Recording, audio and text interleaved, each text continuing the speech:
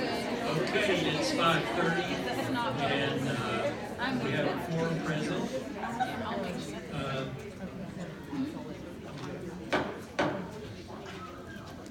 Ken C. Holm is the only current board member not here.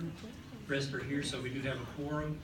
The meeting has been duly called and notice posted in the time and manner required by law, so we'll call this meeting to order now. Let's all rise. We'll have an invitation by Reverend Womack from the United Presbyterian Church, and remain standing for the presentation of colors by the Navy Junior ROTC. Join with me in prayer. God of all creation, thank you for the gracious ways that you care for each one of us every day. May your spirit of compassion and love be in this place tonight. Bless the administrators, educators, parents, and community members here this evening. Give us guidance, inspiration, and foresight. Most of all, Lord, remind us why we come together. Pour your grace, hope, your love on all the children and teenagers in our care at the schools in Greenville ISD. May your love be the glue that binds us together. In your holy name we pray. Amen. Amen.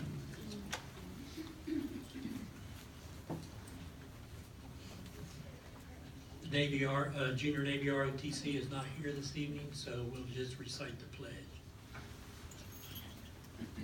I pledge allegiance to the flag of the United States of America and to the republic for which it stands, one nation, under God, indivisible, with liberty and justice for all.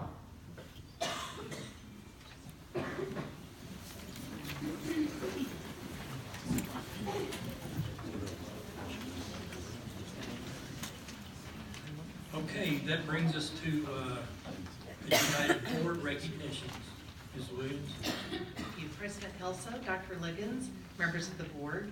We will begin with our student recognition this evening of Tessa Mitchell.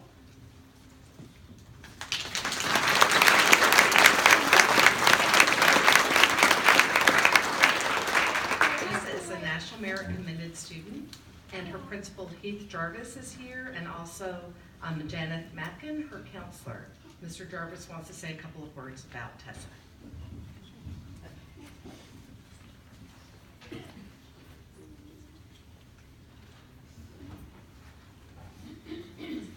Congratulations. We're very proud of Tessa at Greenville High School for being named National Merit Commended Student. This is a huge accomplishment. There's approximately 34,000 commended students in the United States and are recognized for their academic purpose. Exceptional academic purpose. Commended students are placed among the top 50,000 scores of more than 1.6 million students that took the PSAT and are part of the National Merit Scholar Qualifying Test. So she's in the elite company when she performed that score last year. Tessa does more than just study for PSAT and do well on tests. She does a lot of things in GHS and the community. It's not, and this is a combination of things we got from some of her teachers. It's not uncommon to see Tessa in the band hall participating, practicing her instrument and helping other students with their instrument. She has incredible critical thinking abilities and can figure out how to solve problems that have been presented to her. Thus, as she helps other students with their instruments, she also will help them in academics as well. She loves learning and being presented with challenges to solve. She's a part of All-Star Mission Group at Highland Terrace, and she shares her faith with others throughout the world. Tessa wants to study applied mathematics, and she has been accepted to UT Dallas and Oklahoma State. Tessa is a percussion section lead in band and part of the band leadership team. She also is number 7 out of 354.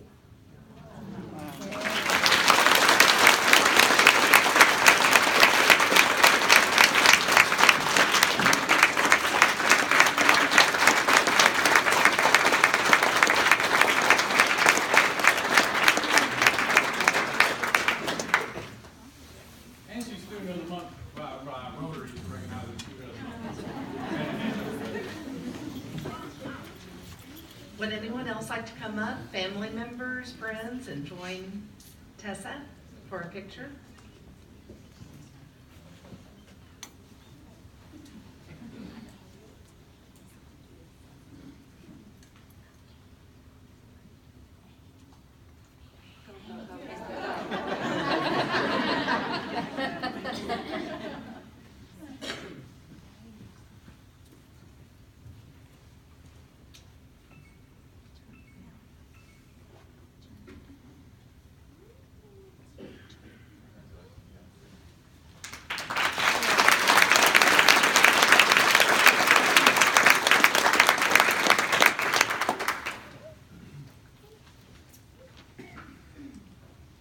Okay, we have a brand new teacher honored to begin this month, and that is super teachers.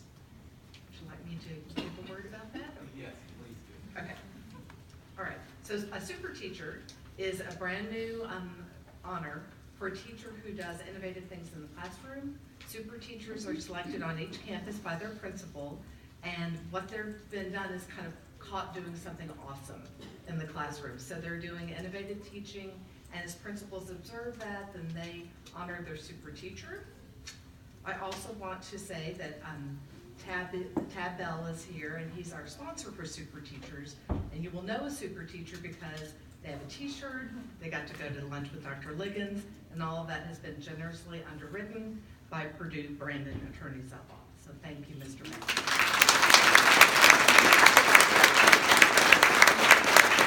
You know what, if you don't mind, one thing that is most excited about this honor is, unlike any other honor that we give, this is a totally instructional honor.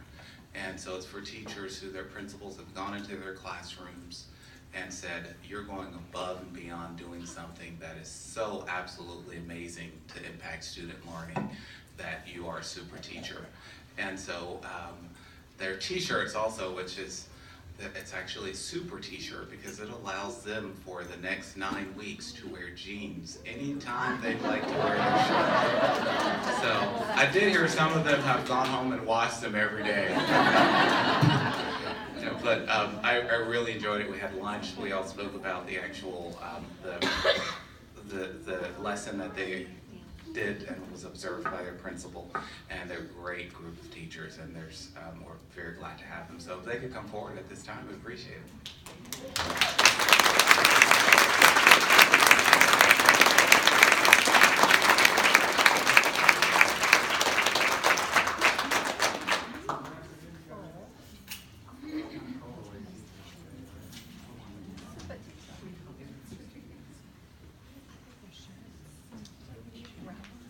So I want to introduce you to our first group of super teachers.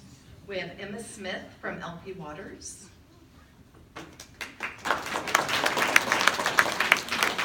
Macy Davis, super teacher from Bowie. Karen Hester, Carver super teacher. LaWanda Losi from Crockett STEM. Sandy Lloyd, super teacher from Lamar.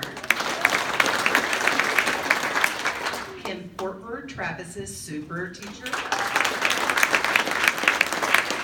Nicole Masters, middle school super teacher. And Drew Austin, super teacher from Greenville High School. And here is Miss Emma Smith, not only teacher of the year, but LP Waters super teacher. Priscilla Edwards, I'm so sorry, super teacher from, a gap teacher from HEC.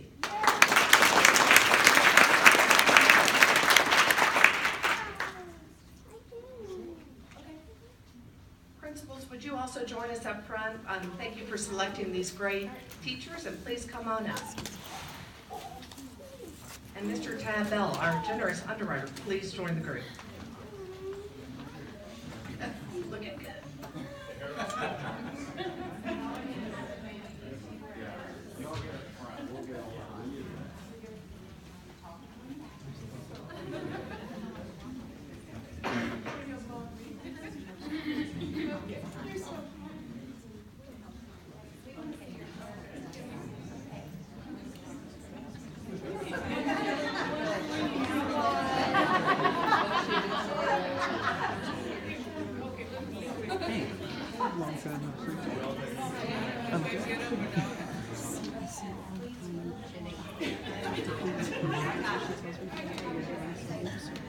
It's going good. Thank you. Training. 1, 2, 3. One more. 1, 2, 3.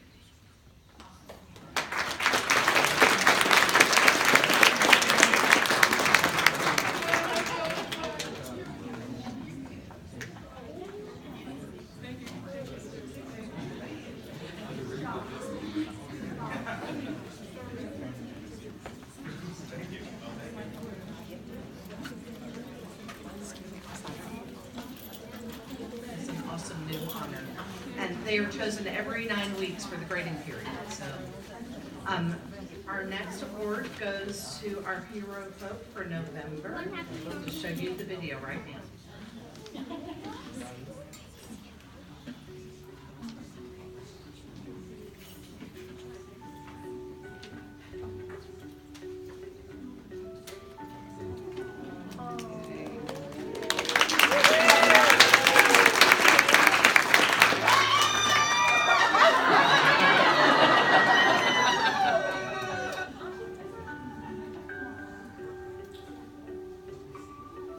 Kelly is such a blessing to the 6th grade center and Travis. Since I've been here as the principal, Kelly has been rock solid, and she has been one of the heroes of our campus to pull us together. So she is great. Wow. I feel like I'm fresh around this weekend and I can be free about what I'm talking about and not be shy. Especially against the graduations where they're all talking, showing people that you can give them hope. The reason why Miss Wiggins is my hero is because she helps with things I go through. When you have problems, she's always there for you and she'll help you out.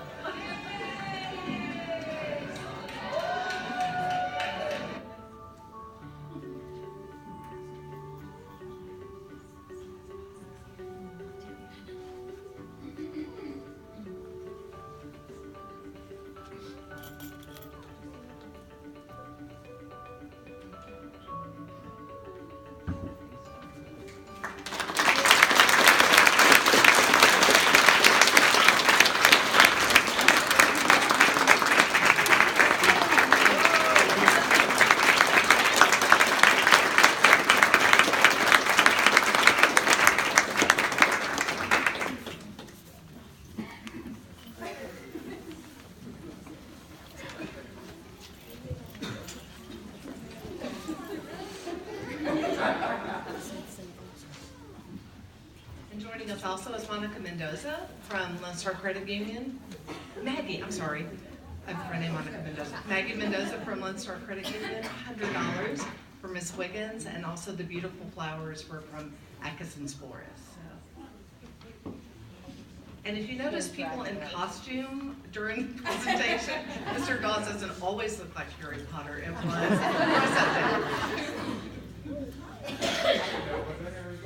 I thought he was graduating. Come on up and join us. We have plenty of time to take a picture. Here comes Mr. Moses. Get on up. Here comes Sherry.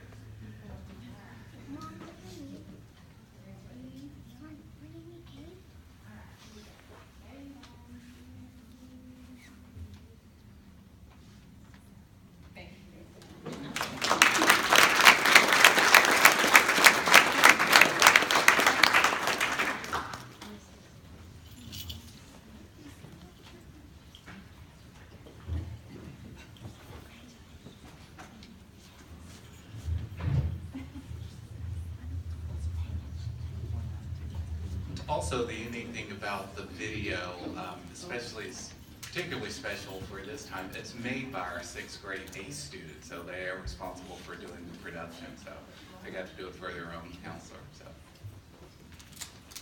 congrats, Ms. Wiggins, again. Thank you, Mrs. Williams. That brings us to our next item where we welcome our newest members to the board. Before we do that, we ought to just say we appreciate Mr. C. Holmes' short time though it was, that he served on the board. He was unable to be here tonight, but we certainly appreciate the few months he put in helping us out. So at this time, we'll go to the oath of office. Karen.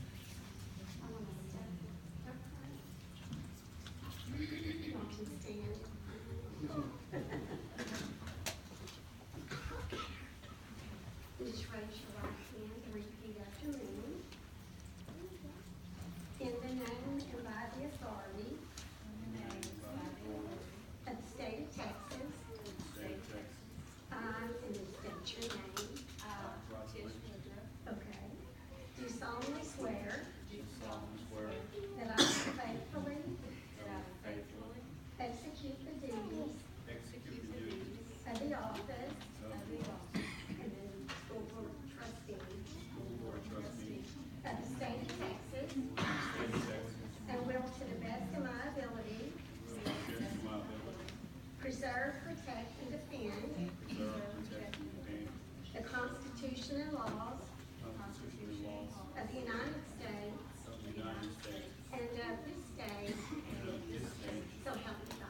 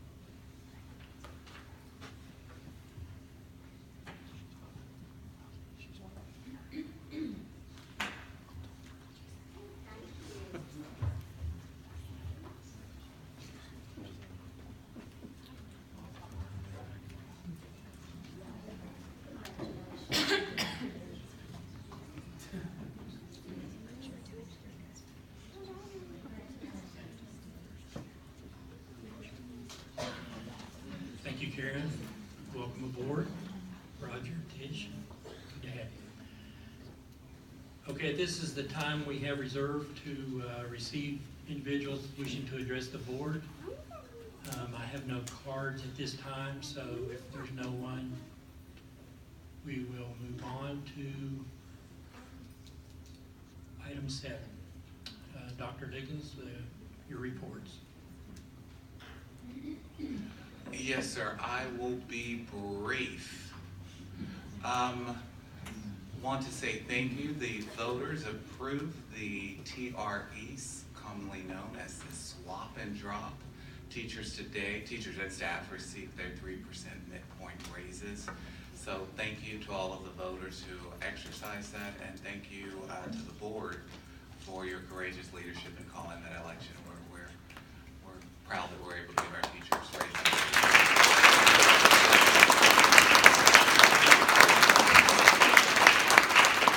Yesterday we had the great honor. Where's David Gish? Is he here? The great, last year I was unable to make it due to an obligation from the state. But this year, so this was my first year actually coming to the Veterans Program, and it not only met my expectations, it exceeded them, and of everything that I had heard, it was far beyond that. So all organized by Mr. Gish, and very well done. And if you have not gone to a Veterans Program that is put on by Greenville ISD, it is better than any I've seen anywhere, by none.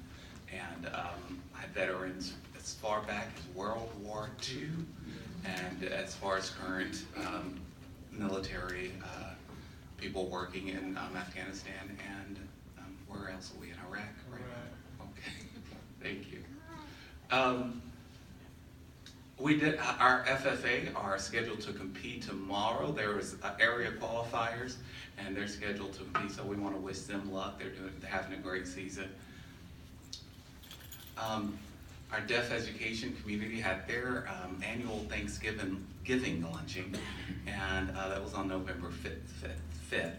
And it brings together all of the parents of the students, all of the students from across our district that participate in the deaf education program.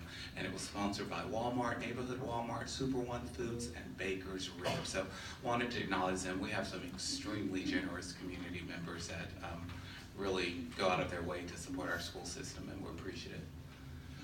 Thanksgiving break is coming up, in case I'm sure the kids in the back had no idea this was next week. But Thanksgiving break is next week, and I want to wish everyone a happy Thanksgiving and a restful week, especially for our teachers to recoup and come back for 4 more weeks before Christmas. And we have coming this Friday, we're doing our annual Dallas Symphony Orchestra for our 4th and 5th grade students will attend, but it's a Hunt County event, and so we'll be participating in that as well.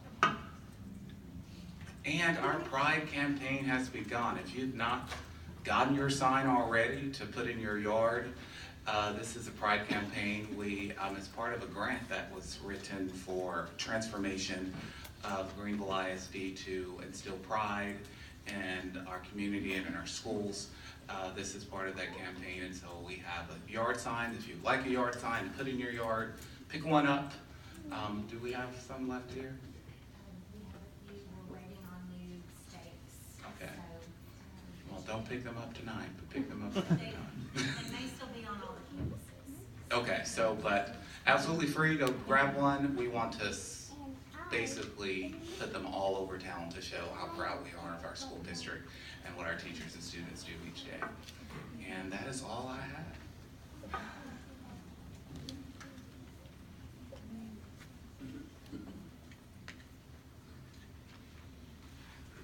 All right, next is the GEF report.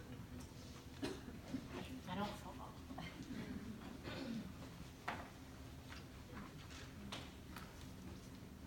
Thank y'all. I'm Angie Taylor, and I'm the president of GEF this year. And I'd just like to comment on some things that we got upcoming, some things that happened in the past. We currently have 17 board members, which is very exciting because we keep growing. Roz Lane is the vice president, Michael Phillips the secretary, and Penny Perkins the treasurer. We had our annual spelling bee last year on April 13th, and we had 10 participants. The first place winner of the 2018 spelling bee was from New Horizons, the super spellers. And it's kind of funny because they had won all the years previous, and then the year before, the coaches at the high school actually beat them out. So last year they came back and took over the reign. So it was really fun. And I'm sure that they'll be back, so. We generated $9,600 in revenue for teacher grants from the spelling bee.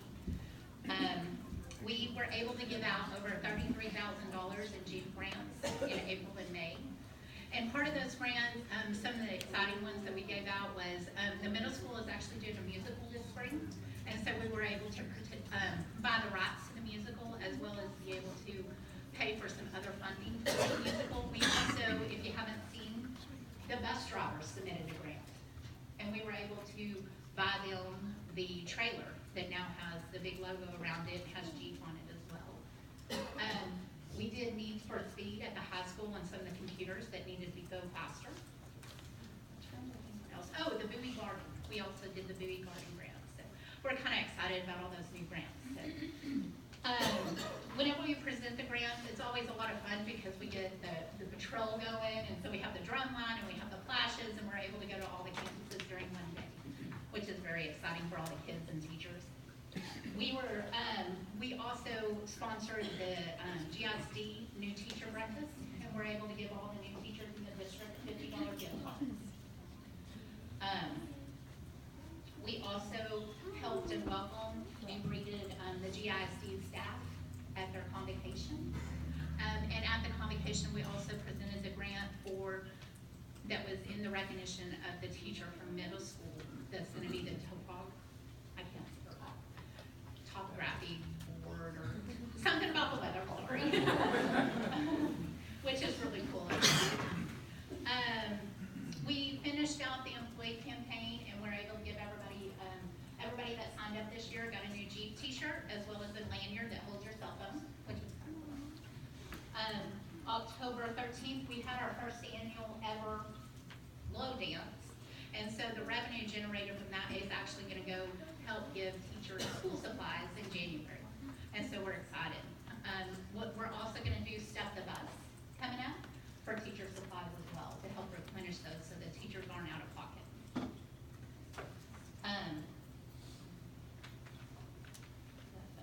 Sorry. We continue to have business partners throughout the community and receive grants and other things from the community. We have our spelling bee that's fixing to come up. It'll be February 22nd, and it'll be at IFI. And so we're really excited about that. So we're starting to get teams together. So whoever wants to join a team of 3 and do some spelling, we're really excited. And that is it for us. So thank y'all so much for letting me present.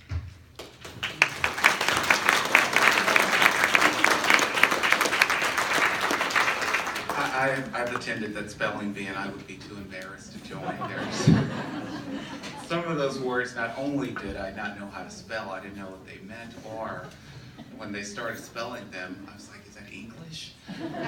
But no, we have I can't say enough about what the chief does for our schools, for our teachers, and not only for our teachers, our employees. One of the unique things that a lot of people don't know, but our #1 per percentage of staff, according to their group that contributes to GIF, are bus drivers. I think 100% of bus drivers, almost 100% of bus drivers contribute.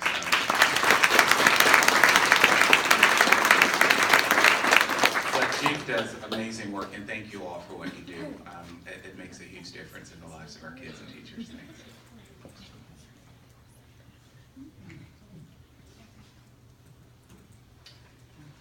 All right, next is more reports on teaching and learning. Yes, Ms. Booth, will you call up your team?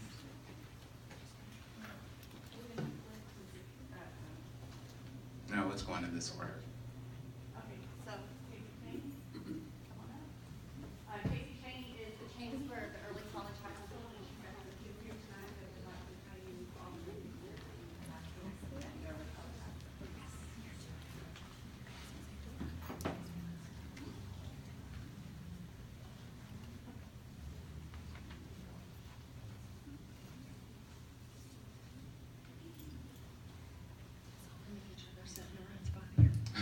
Good evening, Dr. Liggins, President Kelso, members of the board. I'm Casey Chaney. I'm the chancellor for the Early College High School, and we are excited to have kicked off our inaugural year this year. The kids have had a great start, and as freshmen this year, that's the only group we have as freshmen because it's a phase-in program. They are learning lots of new things about high school and about getting ready for college and all kinds of good things. So I'm going to let Ben talk to you a little bit, and at the end I'll answer questions and they can help me.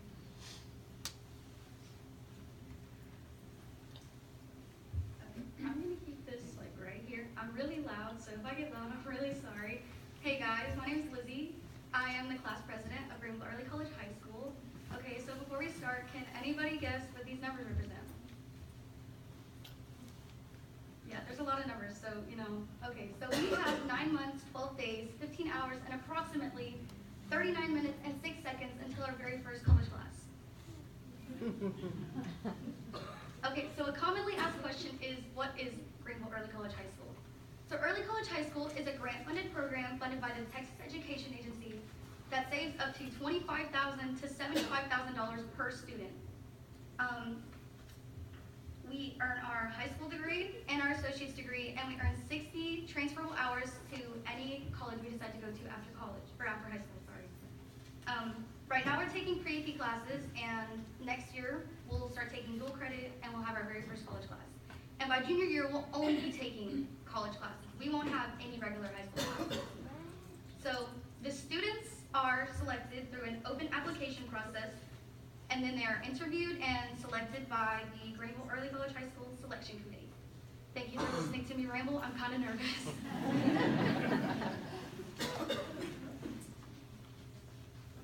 Hi, my name is Macy. Okay. So how is Greenville Early College High School preparing 9th grade students for college courses next fall? So first, we're working on our public speaking skills, like right now, and it's also building our confidence. We also have after-school tutoring and Avid in case we don't get anything. We also have our classmates help us. We also learning about online textbooks and Google Classroom. Like in biology, we use online textbooks. And we're also working on our interpersonal skills and communicating. So it's helping us communicate to our teachers and to be independent when it comes to getting our work done. We email our teachers. Our parents don't do it for us. If we're absent, we email Ms. Cheney. If we have a question, we email Ms. Cheney. And we're just learning to work better with each other.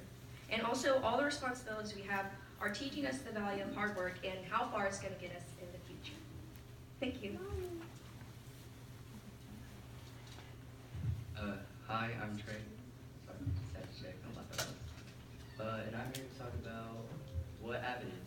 Avid is a class we take that stands for Advanced Intermediate Individual Determination.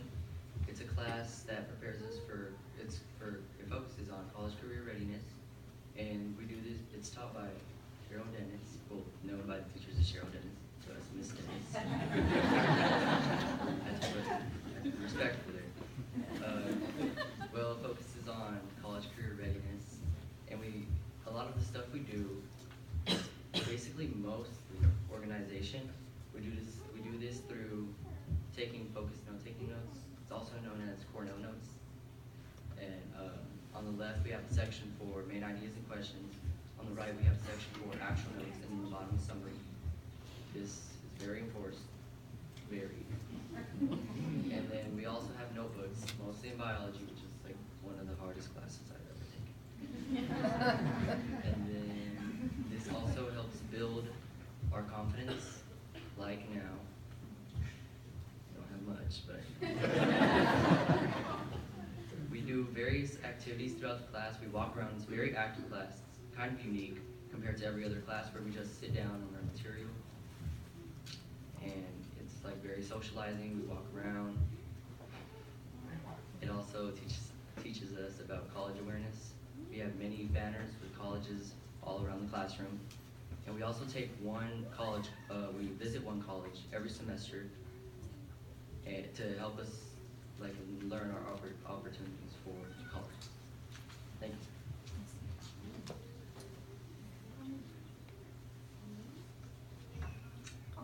Hi, my name is Alexia Nixon, and I'm going to be telling you how early college high school is different from past school experiences.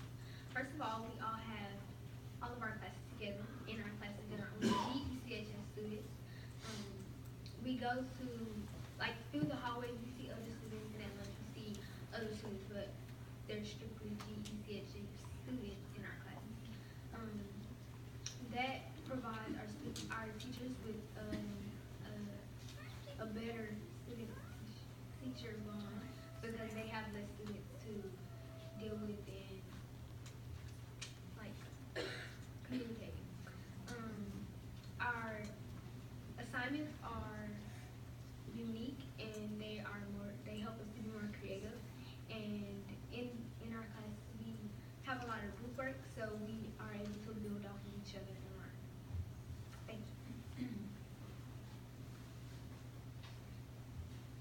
Hi, I'm Ignacio, and I'm here to talk about how being a part of a cohort group in the program has impacted us, meaning how it isn't being in just this group of 25 kids, which is every day, every week, every month. It's great, and we get to see each other every day, which is, it's great because we get to see how we improve and just what we lack on, and we get to help each other because we take the same classes every day, and we have the same teachers, and the teachers are great too because we see them every day and we have the same teachers, and it just helps us focus on our work when we have homework. Just like any other high school student, we have homework every day, almost every day, and we get to collaborate with each other and on the work that we do and on projects and for all my classmates, I have all their phone numbers, all their emails, just in case if I need anything from them, I have it. I have the teachers' emails, Mr. Anderton, Ms. Cheney, and all the rest of the teachers, and we just get to, it just brought us closer as a family for people.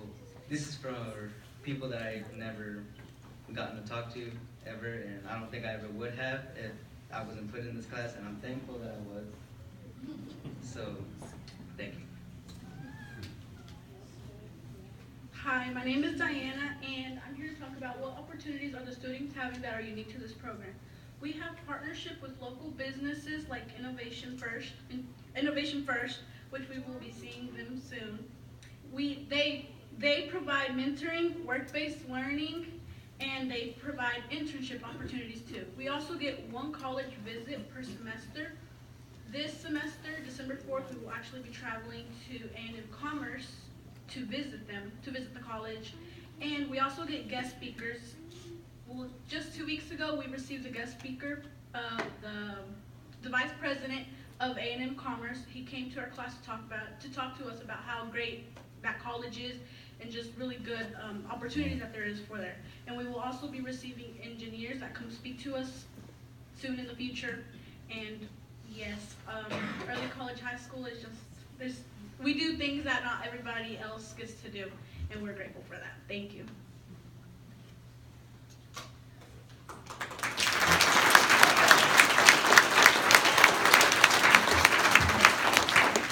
We're a little nervous tonight because this is their first time to do that, so I'm really proud of them.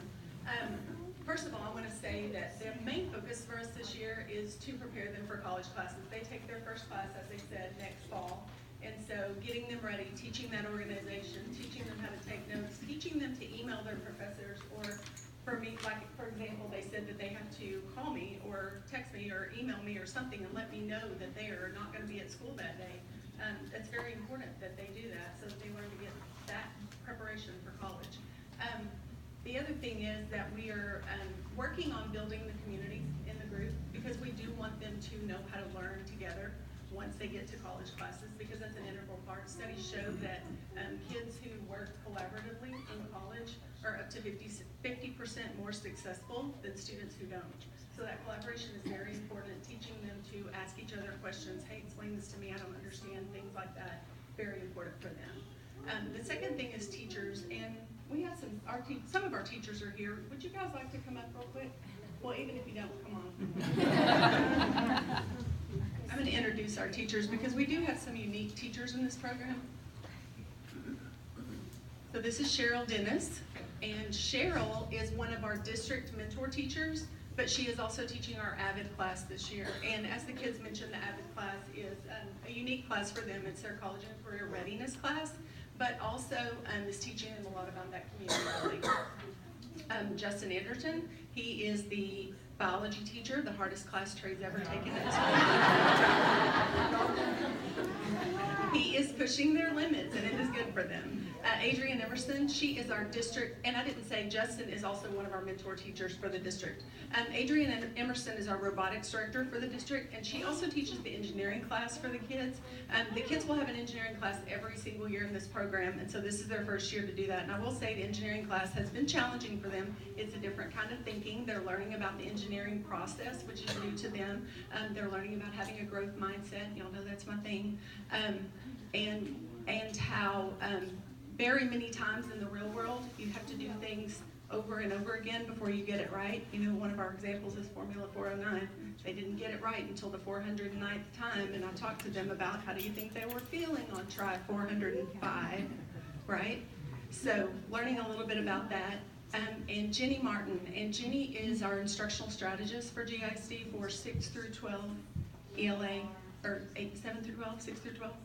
ELA and social studies, but she is also teaching the English class for these kids.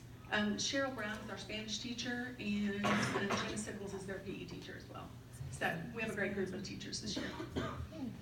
One of the other questions that a lot of people ask about this program is about the rigor of their dual credit classes. Oftentimes we will have teachers that are teachers that at the high school teach the dual credit classes, but the rigor is the same no matter what, because the college, and actually Dr. Anglin is here somewhere and she might can talk about this in a minute, but they have certain requirements for the classes. Every teacher has to teach the class the exact same way. So the kids will have the same rigor in their dual credit classes. The next thing I want to talk about is something I just need to brag on the kids for a minute. These students started taking their TSI, or Texas Success Initiative test, this past summer. And most students don't take that until they're a senior in high school. It is a test that is taken to determine if kids are college ready. So you know, some kids aren't college ready when they get there and they take remedial classes. They pay for them, but they get no credit for them. And in order for our kids to take college classes, they have to pass those TSI tests. So there's one for reading, one for writing, and one for math. We went ahead and started in the summer. We took the reading and math in the summer, and then just took the writing about a month ago. So on the first administration, when they were not even in high school yet, 65% of our kids passed the reading. So very proud of that. They will not have to take that test again. Once they're finished with it, they are done. So we have a few more that still have to take that, and we're doing some preparation to get them ready. On the first administration of writing, we also had 65% pass that. So we're and I will tell you, we did go ahead and have them take the math, even though I thought in my mind it seemed kind of silly because I am a math person. They had not even started Algebra 1 yet when they took the test, and the test is based on Algebra 1. So that's our challenge, and that's our focus this year, is getting through that, because next year they double up on math and take geometry and Algebra 2. So we know that they will be very successful on that math test once they've gotten through Algebra 1.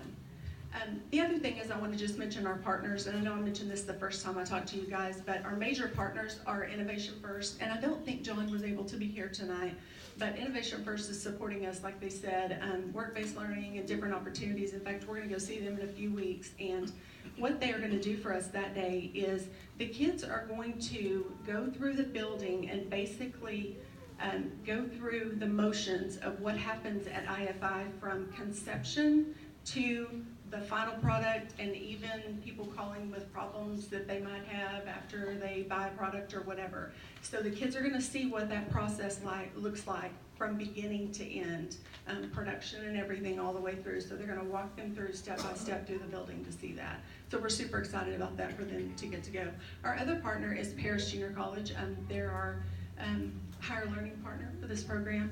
And like we said, the kids will start their dual credit classes next fall. And so Dr. Pam Anglin is here tonight from Paris Junior College. You want to stand up, Dr. Anglin? And I told her,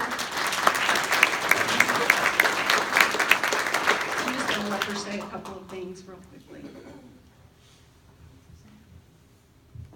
We're just so proud to be a partner, and as Chancellor Cheney mentioned, the rigor is the same in a dual credit class that it is in a traditional college class, taught with the same syllabus, same textbooks, same learning outcomes. So what the students are getting in dual credit is exactly what they would get on a college campus. These students will be taking calculus from us, 2 semesters of university physics, chemistry, everything that, and the degree plan is matched up with Texas A&M Commerce's engineering degree, so everything they need for their first 2 years to go towards an engineering degree at A&M Commerce. So this is, it's impressive that we're doing engineering. These young people are trailblazers for Greenville ISD, and I think you will be amazed at what happens through this early college high school. What's happened in other places across the state, the data is amazing for the state coming out of students that have gone through the early college high schools. So congratulations to Greenville ISD for being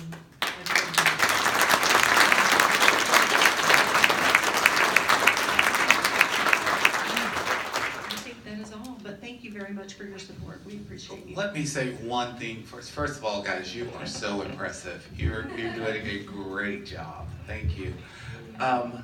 The thing that's most unique about this program that I'm most excited about, and when we were writing the grant, we made absolutely sure that we included in it, it doesn't target the kids. When we went to 8th grade, we did not tell counselors, give us your highest performing kids, because we want to put them in early college high school. We said, give us your kids who are performing, but performing below their potential, that have the potential to go to college, and that may not, because they're not being challenged enough, they may not speak the language, English in their homes, they may be on free or reduced lunch, but they have potential to go to college.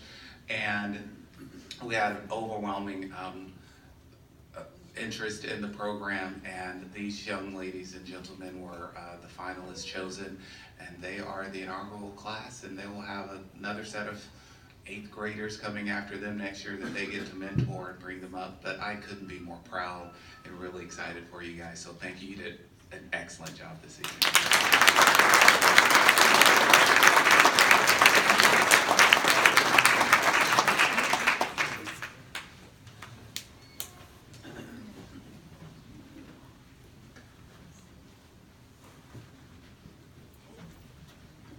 Rachel's challenge, I think we're going to start with the video.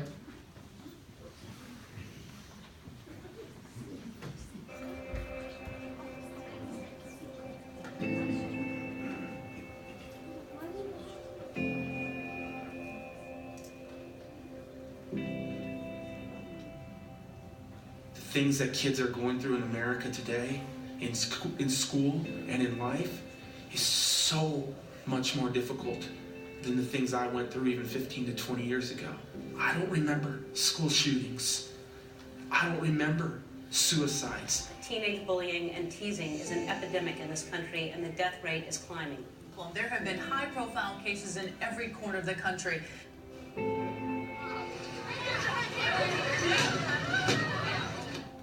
I see these kids in schools every day.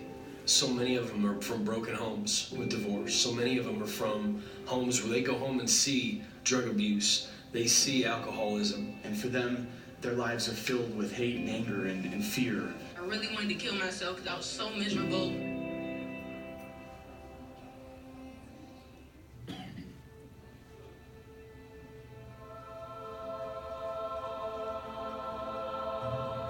I was like, what is it? He said, well, I can't really describe it to you. And he said what they're doing is they're doing presentations in schools all over the country, and the story that they're telling is making a tremendous impact.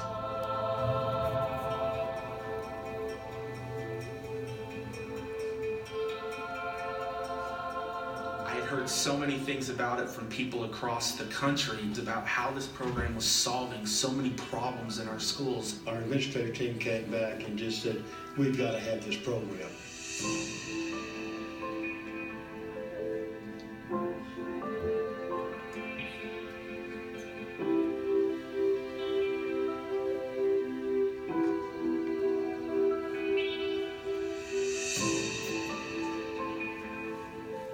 I remember sitting on the front row in the auditorium that day. 2,000 students sitting in the gymnasium, quiet, respectful. Big, small, it didn't matter.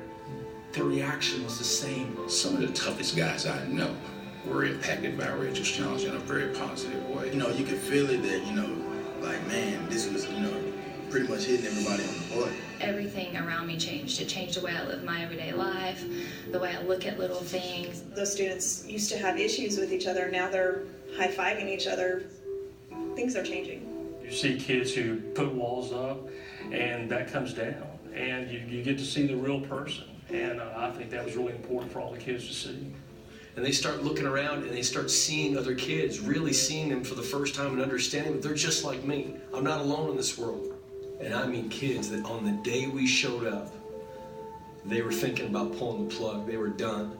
They were hopeless. I had everything planned out, and I actually had a rope and pills in my bedroom waiting for me when I got home. It didn't matter what the reason was, but they were hopeless. They needed something. And Rachel was that something. And I read this letter from a 10-year-old girl saying the exact details of how she wanted to take her life. I'm amazed because at the end, she says, Rachel, you saved my life.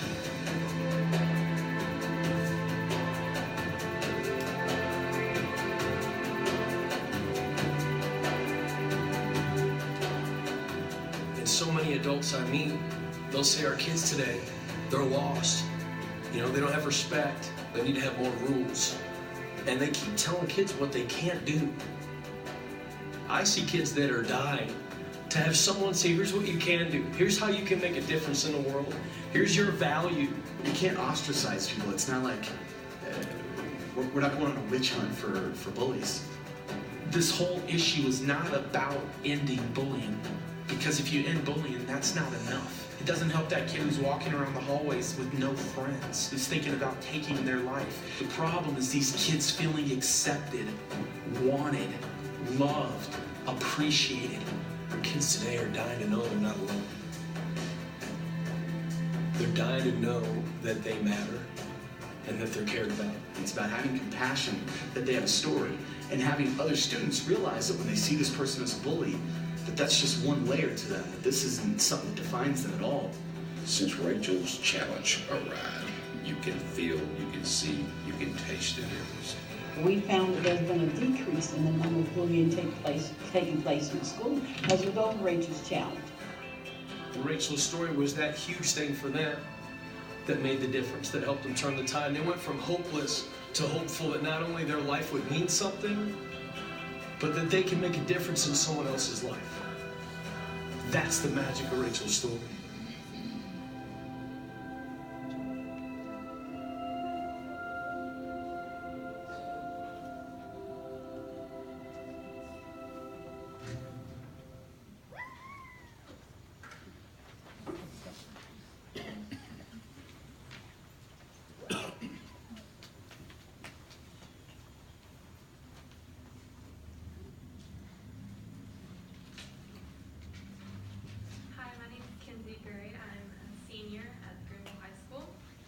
So as many of you probably already know, this is Greenville's first year participating in Rachel's Challenge.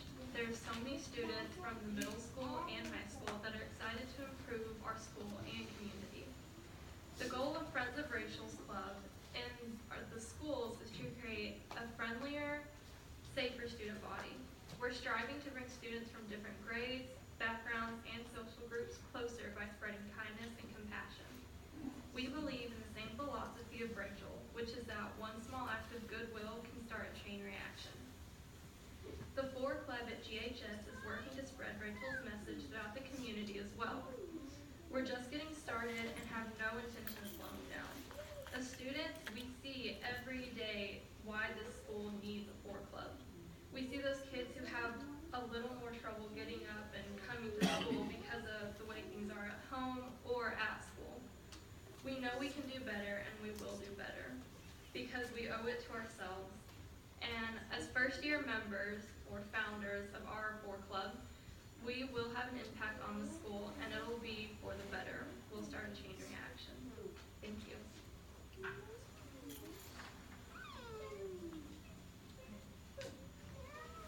I am not a public speaker, so I'm going to stumble every once in a while. I'm just going to have to bear with me here.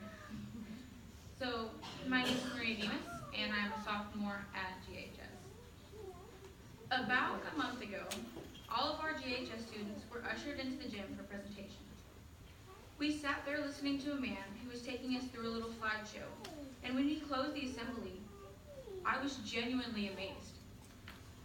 As he was telling us the story of Rachel Joy Scott and her impact, you could practically feel the change. It was as if Rachel herself came into the room and captured the room, and she pushed them to change. On my way out of the gym, I spotted more than one student speaking to a friend with wide eyes, and I even saw a couple of students crying to a teacher. Because that day, we were told stories about how Rachel saved lives, and she changed lives just by putting forth the kindness she wanted to see. And that opened our eyes. So when people in the hallways ask, what is Friends of Rachel? I get a semi-deranged look on my face before I tell them. 4 Club isn't just one thing. We're a variety of things. We're a listener when everyone else has their hands over their ears. We're a shoulder to cry on when everyone else turns their back on you. We're generosity when others are filled with greed. We are positivity when you're buried under storm cloud and hate. We're kindness and we're goodwill. And after they walk away stunned, I'll pat myself on the back for creeping them out just a little bit. But it's the truth about Greenville's 4 Club. We're here to splash a little bit of kindness into your day, every day with just a smile or a kind word or two. Rachel Joy Scott influenced millions to be better. And now, we here at Greenville will carry on Rachel's stories and kind words, and we will change too. But what's so amazing about that change?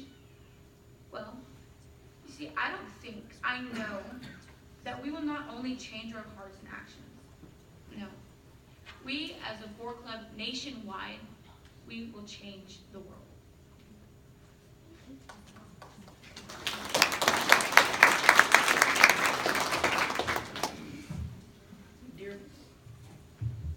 Dear members of the board, thank you for giving us the opportunity to speak tonight. My name is Bentley Love, and I'm an 8th grade Greenville Middle School student. I am a part of the GMS 4 Club, and for various reasons in which I am pleased to share with you, our 4 Club looked at different ways to acknowledge students who are going above and beyond, showing great acts of kindness. We decided on a 4 ticket, where if you are spotted doing something with kindness, you will receive a ticket. To highlight Rachel's 5 challenges, the ticket will simply say, "We saw the best in you. Thank you for dreaming big and being a positive influence. I hope your kindness starts a chain reaction in others," and ask for the student's name. They can turn the 4 ticket in for a weekly gift card drawing. After 9 weeks, we will have a pizza party for the weekly winners. During our announcements, we will have a kind word of the week, which will be followed by a quote using that word. I just wanted to close with a challenge. I challenge you to do what Rachel said best. Go out and start a chain reaction of kindness. Thank you.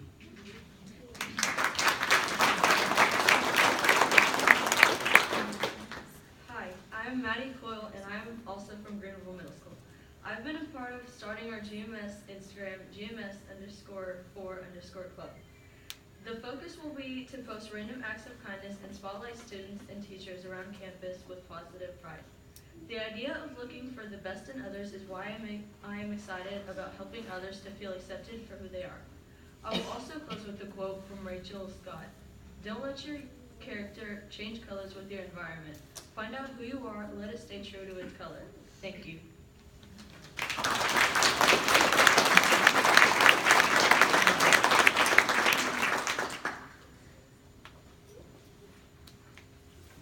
President Gelson, Dr. Liggins, distinguished board, I'm Dale Mason, principal of Greenville Middle School. Thank you for allowing us to be here. It is difficult to go behind such awesome public speakers and generous hearts as these young people right here, but as a representative of the district and also on behalf of Mr. Jarvis at the high school to say how awesome it is to have this program. The fact that we have the ability to bring this into our schools and see the spark that's taking hold of our students and to watch the energy that is building. It may be a spark right now, but I believe that this is just the new beginning of something terrific and great that's going to be a flame that is never ending in our schools and in our community. And I couldn't be more proud to stand here with these young people and in front of the school board and be a part of this district. I applaud them. I applaud you. Thank you for this opportunity.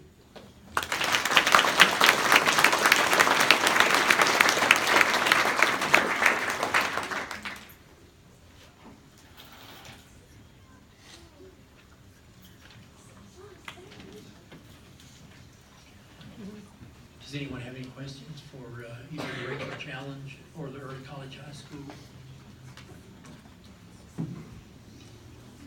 I have a couple for the high school. You come back.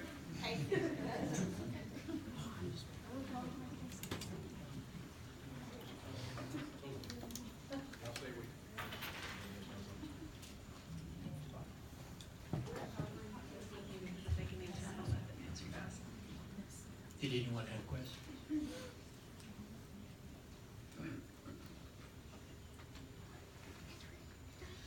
I'm wondering what field do you know what you want to do when you get out of high school or college? What field engineering you want to go into?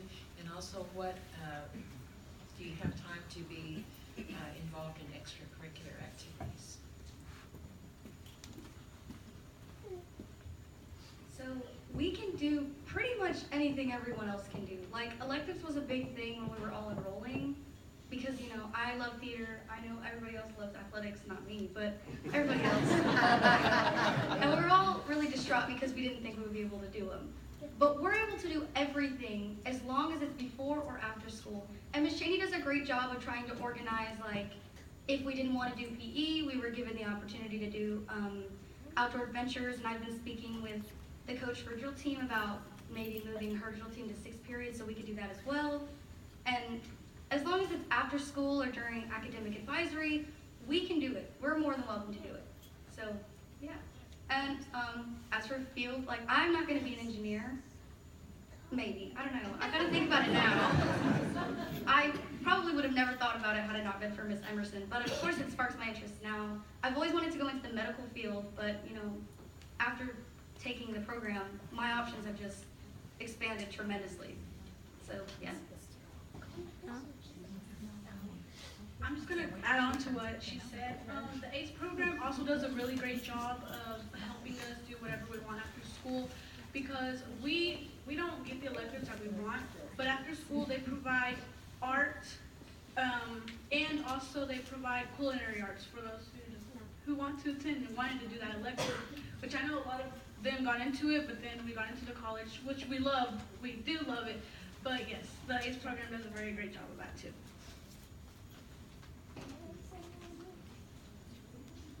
Say this as far as engineering goes. Like they said, we are going to have some engineers come and visit with the kids. We'll have one come every couple of months, and we're having every discipline of engineering coming out, working with different businesses through the community that can come do that with us. Just talked to FEC Electric this week, and they're going to have an electrical engineer come out in a few weeks. So they are just now learning about the different disciplines of engineering, and Ms. Emerson is presenting some of that to them in their engineering class as well. So I feel like right now, they're not 100% sure. They don't know enough yet, but they'll get there and they'll say, hey, engineering is the thing for me, or maybe it's not, but they are at least getting 60 college credit hours and getting going in that direction. So we'll be able to tell you more about that in a year or two. Other questions? These amazing young people that I see in front of me, I'm sure you don't have a clue as to what you're going to do once you finish high school, and once you don't have a clue of what you're going to do. But what I hear in your voices is that you know you can do it, and that's the confidence that you need at the time that many kids don't have that same confidence. I can do anything. You said that. I can do whatever I want to do. You can.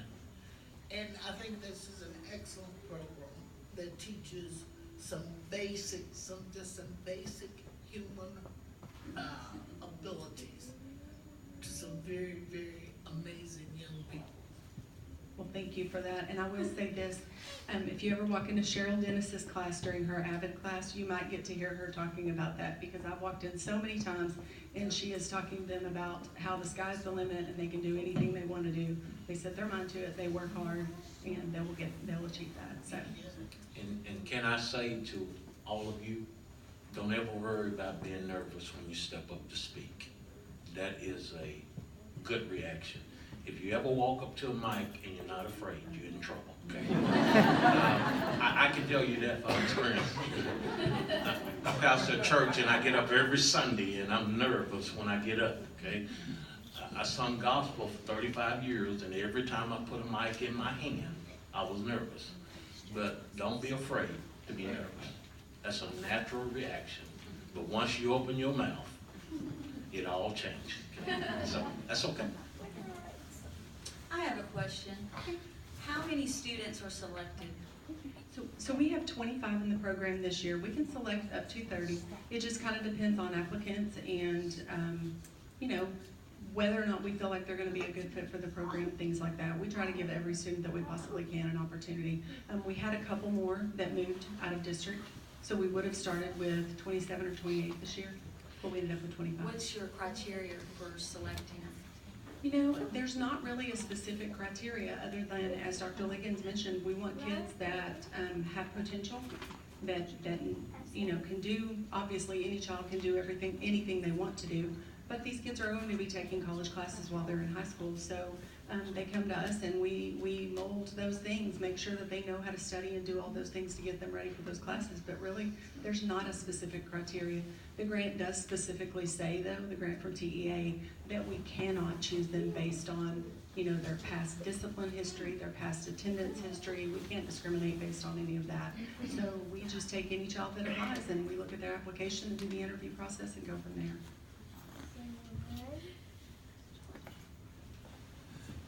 The biology class, is that a pre-AP or an AP class? Yes, I'm glad you asked that. All of their core classes are pre-AP classes. And so I will say this, I don't think we have any students in the program that have ever taken all pre-AP classes. So this is the first year for them for that. So the first 9 weeks was pretty challenging for them. But yes, biology is pre-AP. It's difficult because, well, you can tell them it's difficult terminology and photosynthesis.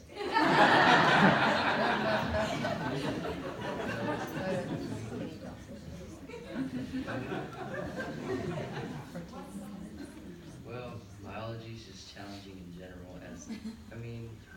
I don't really know. It's just there's a lot of terms you have to know. It's a lot of notes, lots of notes. We actually have homework tonight,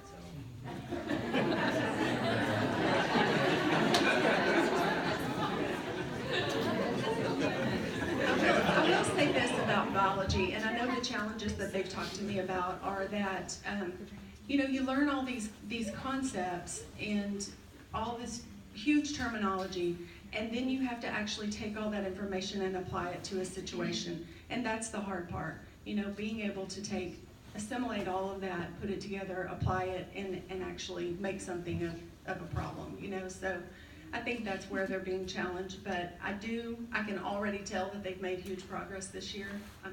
Huge progress. And they've got those planners. Dr. Liggins mentioned them knowing it's Thanksgiving. Yes, Thanksgiving break's written in their planner. So they're ready for a break. Will there be AP classes later on? They will not ever take AP classes because in lieu of AP classes, they're taking dual credit. I don't know, I'm assuming that through PJC, the associate degrees offered, or you have more than one focus. Are they all going to have the exact same associate degree, or will they be able to have some variety? They will all have the same associate's degree because there is such a large number of classes that they have to take for this program in order to get 60 hours by the time they graduate. So our grant is only for 30 students. We can't go that many directions with 30 different students. So they will all get an associate's in engineering. But they can apply that to whatever they want to if they choose not to go the engineering route at the end, which we hope that some of them will. Trey wants to go to A&M. I think he could probably be an engineer and go to A&M and do that. So, any other questions?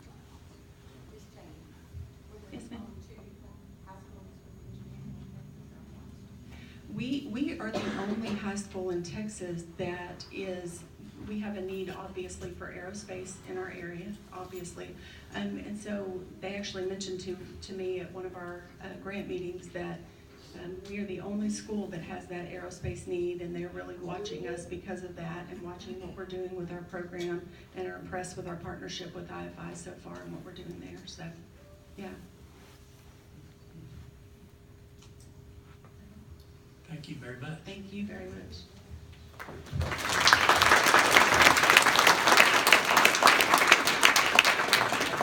I would like to, first, I have to remind myself that they're freshmen in high school.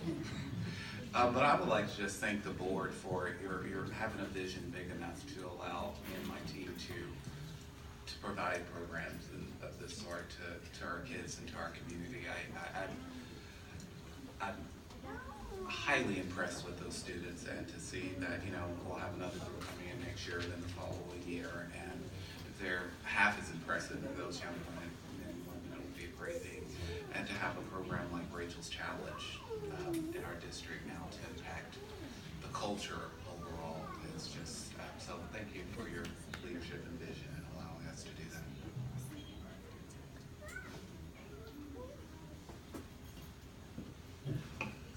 Okay, one final report.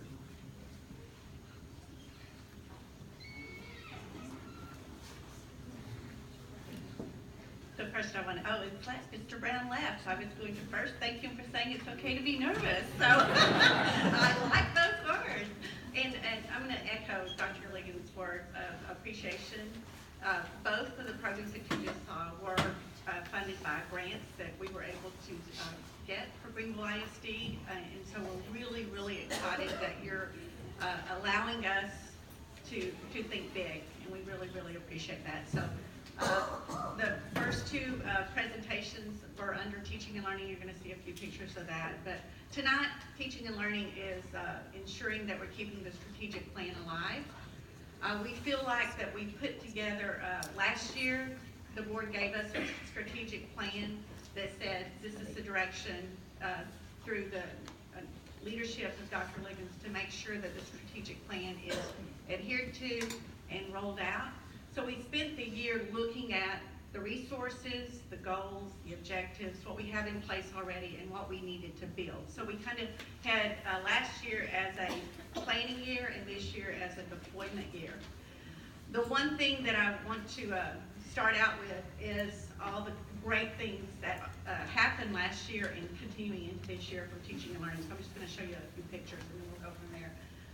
We had the profile of a graduate that was provided to us, and those characteristics of the graduate is something that we're ensuring in teaching and learning, that's our focus point to go back to and make sure that we truly are giving teaching and learning opportunities to our staff as well as to our students, to make sure that our students come out as global citizens and that they are engaged in their learning, collaborative and they communicate well, they're resilient and focused, innovative, they're critical thinkers, that they truly master the content in which we are teaching, and that they leave GISD as leaders.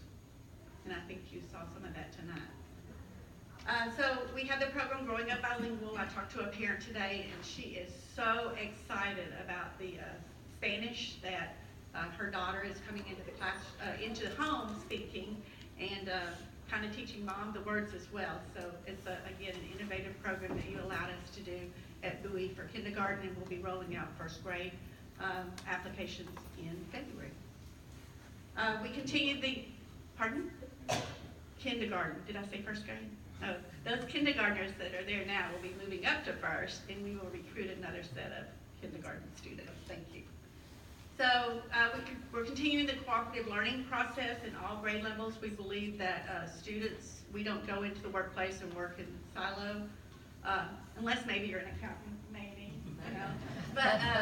But we think it's important to work together, work problems out together, and talk it, get different people's perspectives. So we're continuing to focus on that. The STEM initiative is K through 12. We're making sure that our students are truly prepared for any kind of profession or problem that is brought to them when they graduate. We have a CTE program, a career and technical education program that is compared to none other to be so phenomenal already in Greenville. We just want to continue to grow that. We have gifted and talented program, K through 12. We have honor programs throughout all grades. You just saw the early college high school, the partnership that we've established with Texas A&M Commerce to ensure that all GISD students graduate, have a pathway into A&M Commerce. Our after-school program was talked about earlier, that it does supplant learning after school to ensure that that learning hour is there, and they also have collaborations and activities and tools and programs and resources that they don't get in a regular after-school program. Rachel's Challenge, we are, the transformational grant that we received this year truly is focusing on ensuring that we do have a culture of caring and kindness. And so here we go. So let me start out by saying when we looked at the strategic plan, yes sir? Yes sir? And I'm going to hand out to everyone. This is the strategic plan, just so you can look at it. Everything will get right here.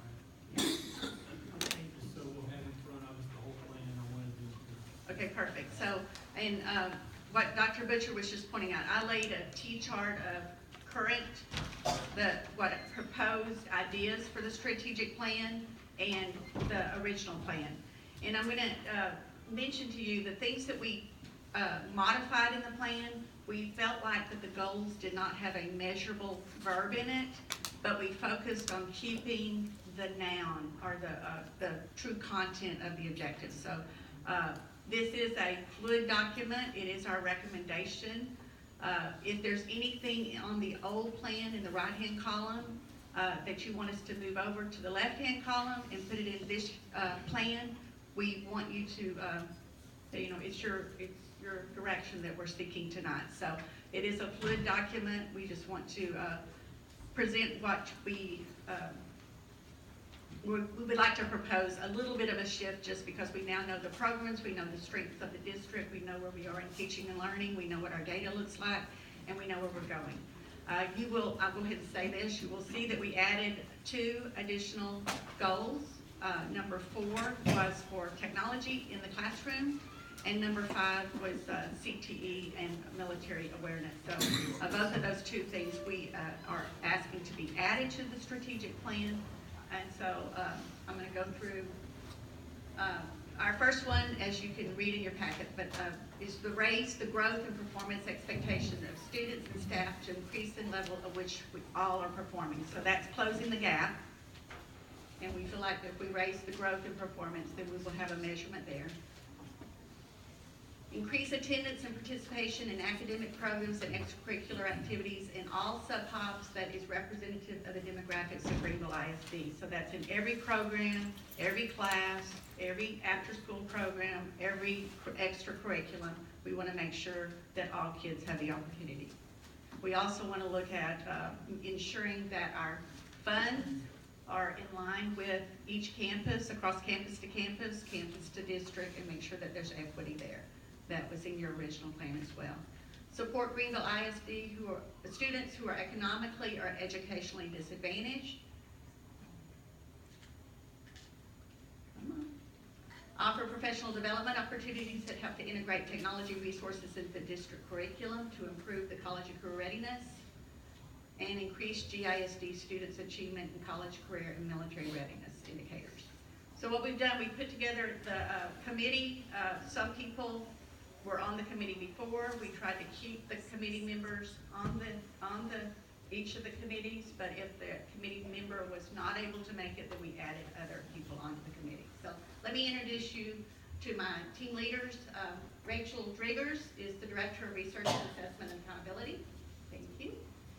Lucretia Newton is the Executive Principal and Director of Leadership Development. She is sick tonight, so I will be presenting her section. Joanna Friedel, the ACE Project Director. Matt Spivey is the Dean of Instruction at the high school. And Shannon Falk is the Chief Technology Officer. So if we can move forward, Rachel will present this first section. Thank you.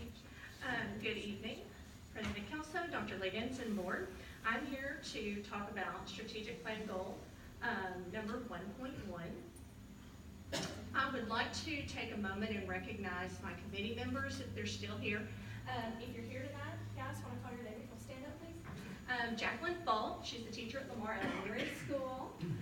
Shannon DeGarso, a teacher at Greenville High School. I don't think I saw Ms. DeGarso tonight. Crystal Teeters, teacher at Catherine G. Johnson STEM Academy.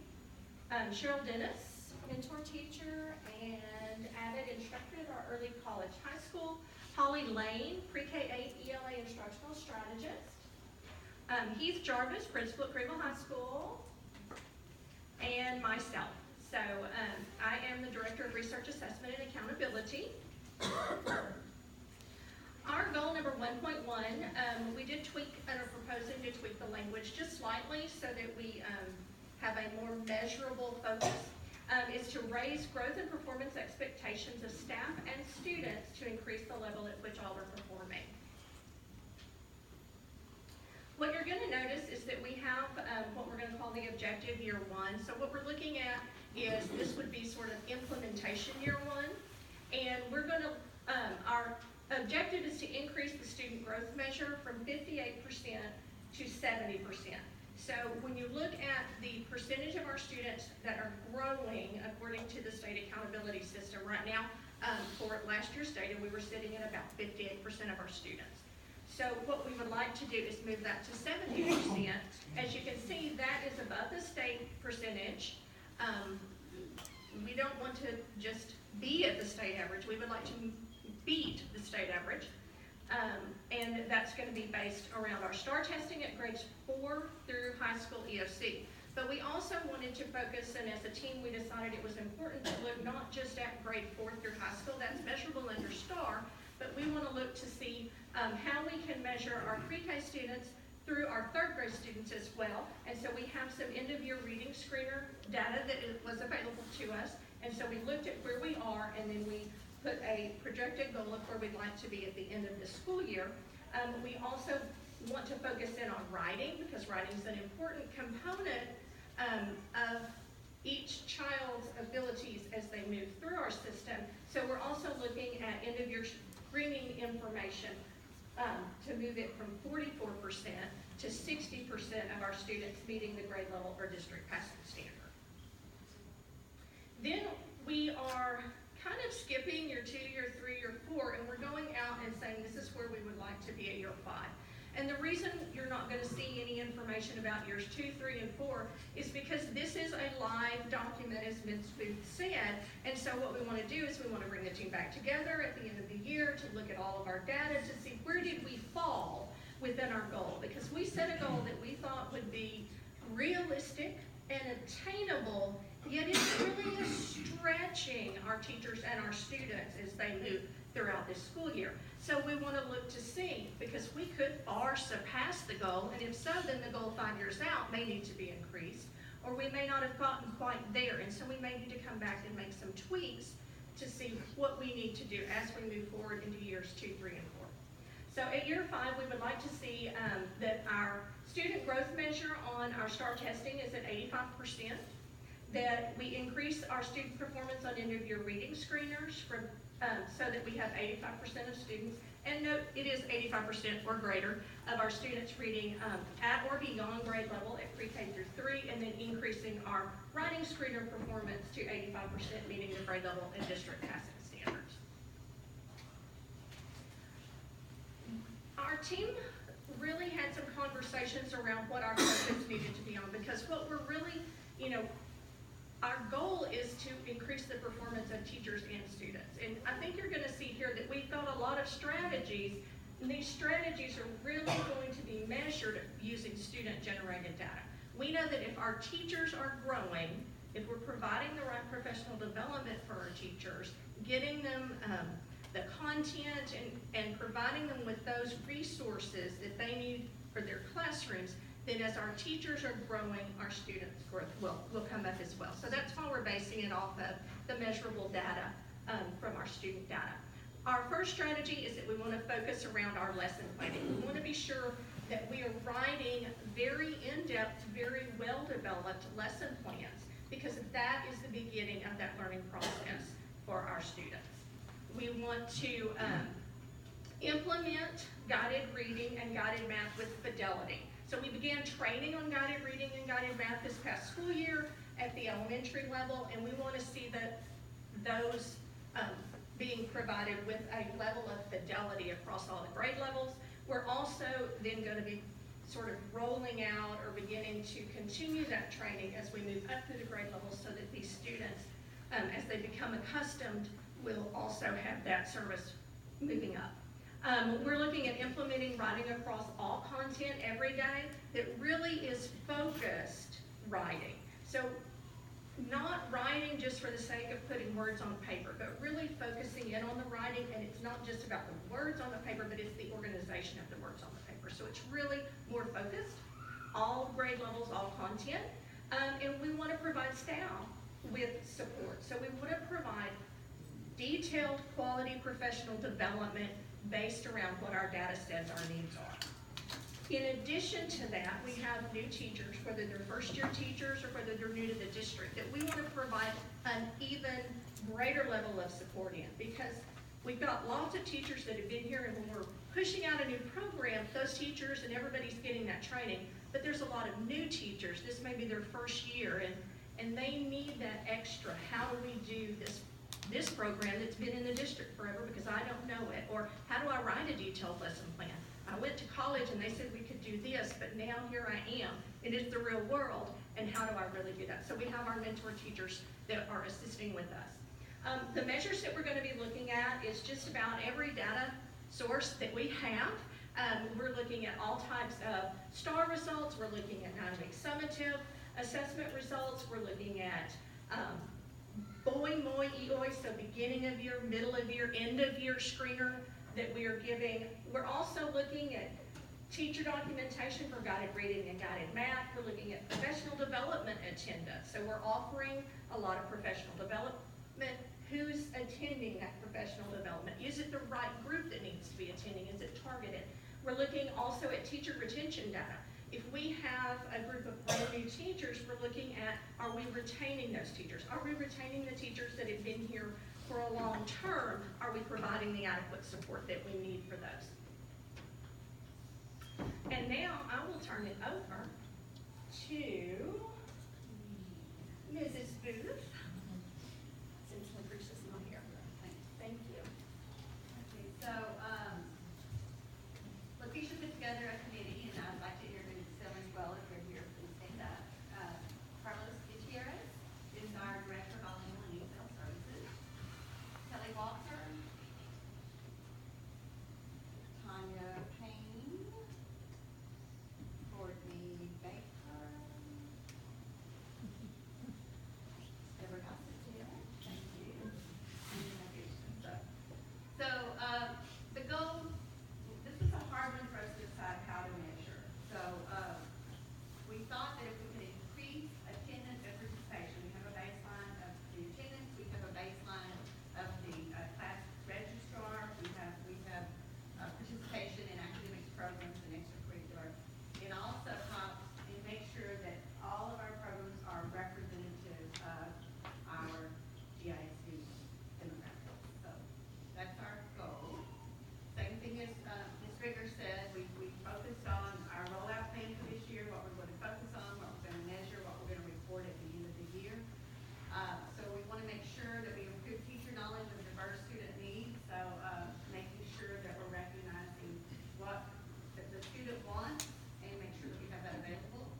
We want to create a system to support and equip staff with tools and strategies to address the diverse needs. If the student doesn't think that they need to be participating, why not? Make sure they're in.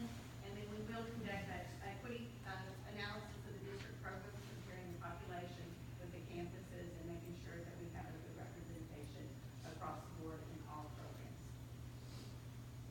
And then at year 5, we want to make sure that we sustain that goal, make sure that we're following the research base, making sure that all students are participating in every program.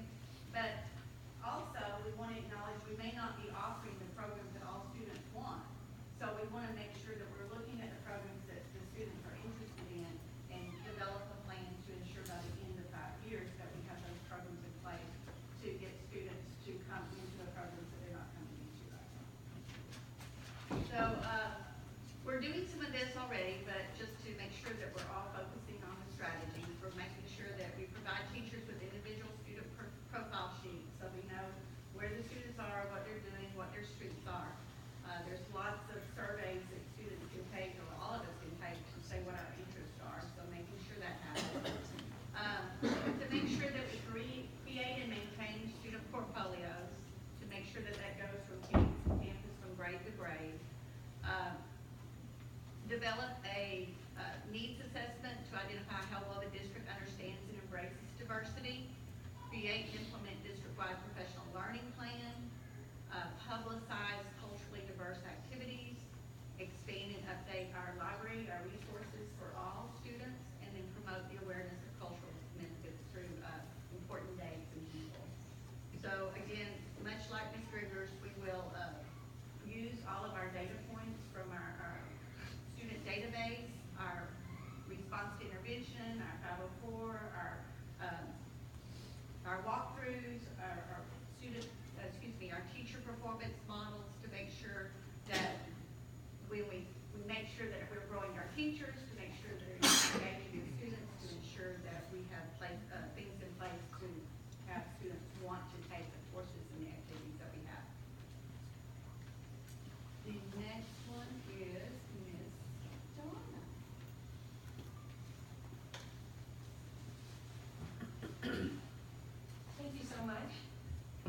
Good evening, Mr. President, Superintendent Liggins, board members and community members. Before I start, Mr. Duckworth back there is to leave. So he's a member of my committee, so I just wanted you to know you're good to go. He has another appointment, and I'm so thrilled to have him on my team. I'm like, just wait, please stay. So I have, thank you so much. I have strategic plan goal 1.3. And I am just super thrilled with my committee members. They're very, very aggressive in a good way, and they've got many, many ideas. We've had 4 meetings so far this year. I know we're going to have quite a few more this upcoming year. So Vince Dawes, would you please stand? And he is the principal of the Travis 6th Grade Center. Thrilled to have him. Gerardo Ria could not be here tonight. He is a student, master's degree student at Texas A&M Commerce, and he's also one of my ACE activity engagement aides, and he is being inducted into the Honor Society over there. So I thought, okay, then I'll excuse you from tonight. You just saw Robert Duckworth, and he's LPC at Hunt County Juvenile Probation. Amir Ali, and he's a site coordinator over at the Travis 6th Grade Center. Miss Stephanie Hensley. Thank you. And she is our secondary math instructional specialist. So really neat group of people. I'm thrilled to have them as part of the team. And so for our goal 1.3 is to support Greenville ISD students who are economically or educationally disadvantaged. Objective for year 1 is to increase the student reading performance in 3rd grade reading pilot group by 6%, as measured by an intervention-specific rubric and or the district reading assessment. For our 5-year outlook, we're looking at 3rd grade student reading performance on state testing at the meets and master's grade level standard will be at or above 70% and 50% respectively. So we focused, as Ms. Striggers did, on years 1 and 2, our implementation year being this year, year 1. And my committee's already got like 2 and 3 outlined, but I was told I can only present so much. So I'm like, okay, I'll cut it down. Strategies that we're looking at and that we're looking for your input on. Number 1 is to raise academic performance of students who are economically or educationally disadvantaged by initiating an on-grade level reading intervention for 3rd grade students. As I'm sure you know, 3rd grade is a target group, not only in the state of Texas, but nationally. There's been many links to students who do not perform well in 3rd grade, struggling throughout their school career and in their lives after it with incarceration, early pregnancy, academic, just getting, it just affects everything. So this is a real target for us. So for year 1, we're going to focus on 3rd grade, and that as each subsequent year goes on, we're going to fan out kind of like a butterfly. So we'll bring in 2nd grade, and then we'll monitor 4th grade, and then take another 3rd grade. The next year we'll add 2 more grades and 2 more grades. So it's kind of a cool concept what we're looking at. But this year, for our implementation year, we're going to be looking and focusing on that 3rd grade level. So our measures for that are baseline, beginning of the year, district reading assessment, or DRA, and an intervention rubric that is specific to an intervention that we're using in the after-school program. Number 2 is to implement, and by the way, the program that we're using in the after-school program, or that we're proposing, supports the reading, but it's different than what they're getting during the core day. We're attacking fluency, which fluency is a major component of comprehension. But in 3rd grade, typically the focus is more on comprehension during the school day. Teachers don't have a whole lot of time to work on fluency, so that's what we're picking up so that we can support our teachers during the school day. Number 2 for strategy is to implement and ensure after-school tutoring at all GISD after-school centers for education in Carver Elementary. And as a measurement, we've actually got 3 years of data compiled. This will be year number 3 to see how our teachers are doing. And we only measure, even though they're getting tutoring by many different individuals, for our purposes here, we're only going to measure those tutoring hours that are implemented by a certified teacher. So there'll be more tutoring hours than just that, but we're going to just measure that certified teacher hour. Number 3 is to increase GISD staff awareness of risk factors associated with economically disadvantaged students through trainings dealing with adverse childhood experiences. And that's different than the ACE program. It's the same acronym, but adverse childhood experiences is getting a lot of press lately. It's very important. It's a 10-question rubric, and it assesses a child's basically their stress level. And so we're looking at sending out a questionnaire that's confidential because we don't want to impose on anybody's privacy. But we're just trying to get an idea of what each one of our campuses looks like, what that number. If a child scores, it's a 10-question rubric. If they score 4 or more, they're considered to be at risk. And so we're looking at having a look at that. And Mr. Duckworth, who just left, he's actually working on his doctorate right now. And he's studying ACEs, the Adverse Childhood Experiences in Oklahoma. So he's really interested in seeing how kind of, what we look like here in Greenville as compared to that data. It's pretty interesting. So measure that with attendance records of trainings, faculty meetings where the videos are shared. Measure ACE scores, and that's the Adverse Childhood Experience scores of each campus using the ACEs rubric to determine average ACEs scores at each campus starting with elementary programs. Number 4 is to engage central administrators in conversations regarding school and family partnerships in order to create and improve the level of understanding of all Greenville ISD families. The committee really feels strongly that in order to grow our children, we need to understand our children's families. And so a lot has been done over the years with teachers and teacher training, and we'd like to add to that and maybe give it just a little bit of a different twist, maybe explore some literature. We have several books that we're looking at that are just a little different that will maybe help to bridge that understanding between school and our parents and our families. And this will be measured by attendance records of central administration trainings and meeting records and notes. Catalog any actions taken as a result of the newly acquired information in list form. So our committee felt strongly that it's not enough just to train people. Any good supervision rubric always says, how are you implementing training now? And so this will include that. So we'll be asking, we're starting with central administrators, it'll trickle on down, but we're gonna ask, how is your behavior changed after reading this literature and after taking part in this education? Finally, we're going to increase and improve connections with community stakeholders. We feel that GISD has done a really good job in recent years through many different programs that the district's been included in and has been working on. But we want to increase that because we feel that our students are going to benefit from having all the support from the community that they can possibly get.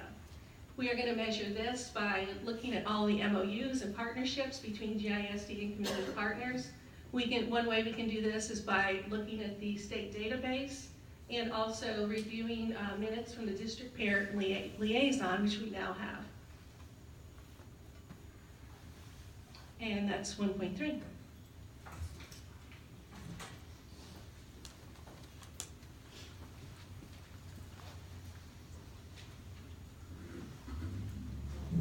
President Kelso, Dr. Lee, and the board, I have strategic plan goal 1.4.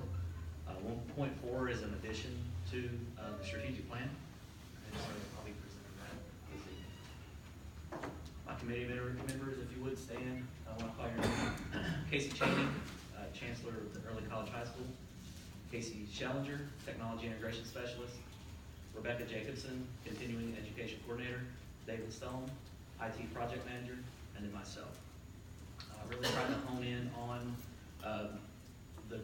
this is basically a subcommittee of my technology planning committee, and what we did in that was we pulled the people who had a specific focus in integrating technology into the classroom. So that's why these individuals are a part of this. So my goal and objectives, the goal is to offer professional development opportunities that help to integrate technology resources into the district curriculum to improve college and career readiness of all students. Objective for the first year is to provide hands-on standards-driven technology training that promotes technology-infused learning environments while establishing a baseline of usage.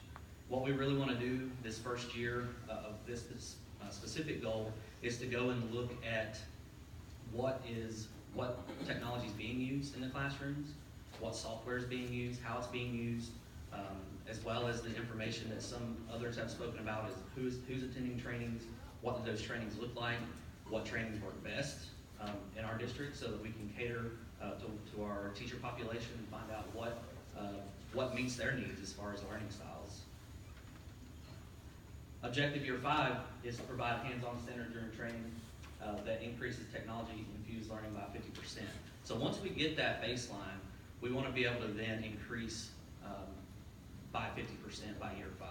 So that's kind of a hard number to gauge when you don't really have a baseline. So to give you an idea of what that means, that 50%, if you take the amount of teachers that we currently have in the district and multiply that out and figure out what that means, it's about 76 classrooms that would be transformed per year through doing this plan. So it's a pretty aggressive approach because you're changing not only how people think about technology, but how they're using it and using it with students. So, but I think that's definitely doable. That's a 16.6% growth each year. So strategies and measures. So we're going to continue to offer lunch and learns, online training, and after-school trainings. We want, again, to determine that current software and device usage to create a baseline of those trends so that we can see what's being used more often, and then focus in on those trainings and maybe expand. Promote technology training, promote technology integration through marketing campaigns and teacher incentives. I feel like there is a lot of good things going on in Greenville as far as technology in the classrooms, but it just doesn't make it to here. You don't get to see it all the time. We're all busy, and so I want to really have, like you see in the presentations, photos of what's going on in our district so that you are able to see what's going on, so that the public's able to see what's going on both with the technology in the classroom as well as the trainings that's going on in the classrooms with adults. Some measures of how we're going to gauge this. Principal and staff surveys, and that's really what's going to take the year to get the baseline, is I want kind of that beginning and end of year gauge to start with so that we can then establish a growth pattern that we want. We're also going to use network usage and software analytics. We can drill down to what app's being used. So we can get very detailed on what is being used within our district and figure out what software or app is being used more often, and then hone in on how it's being used, offer trainings to maybe enhance that, we can and go from there. Also using Edge of 40 reports, that's those attendance records for trainings, looking at the appraisal system and talking with principals and saying which teachers may need help. You know, that's through your walkthroughs, what are you seeing?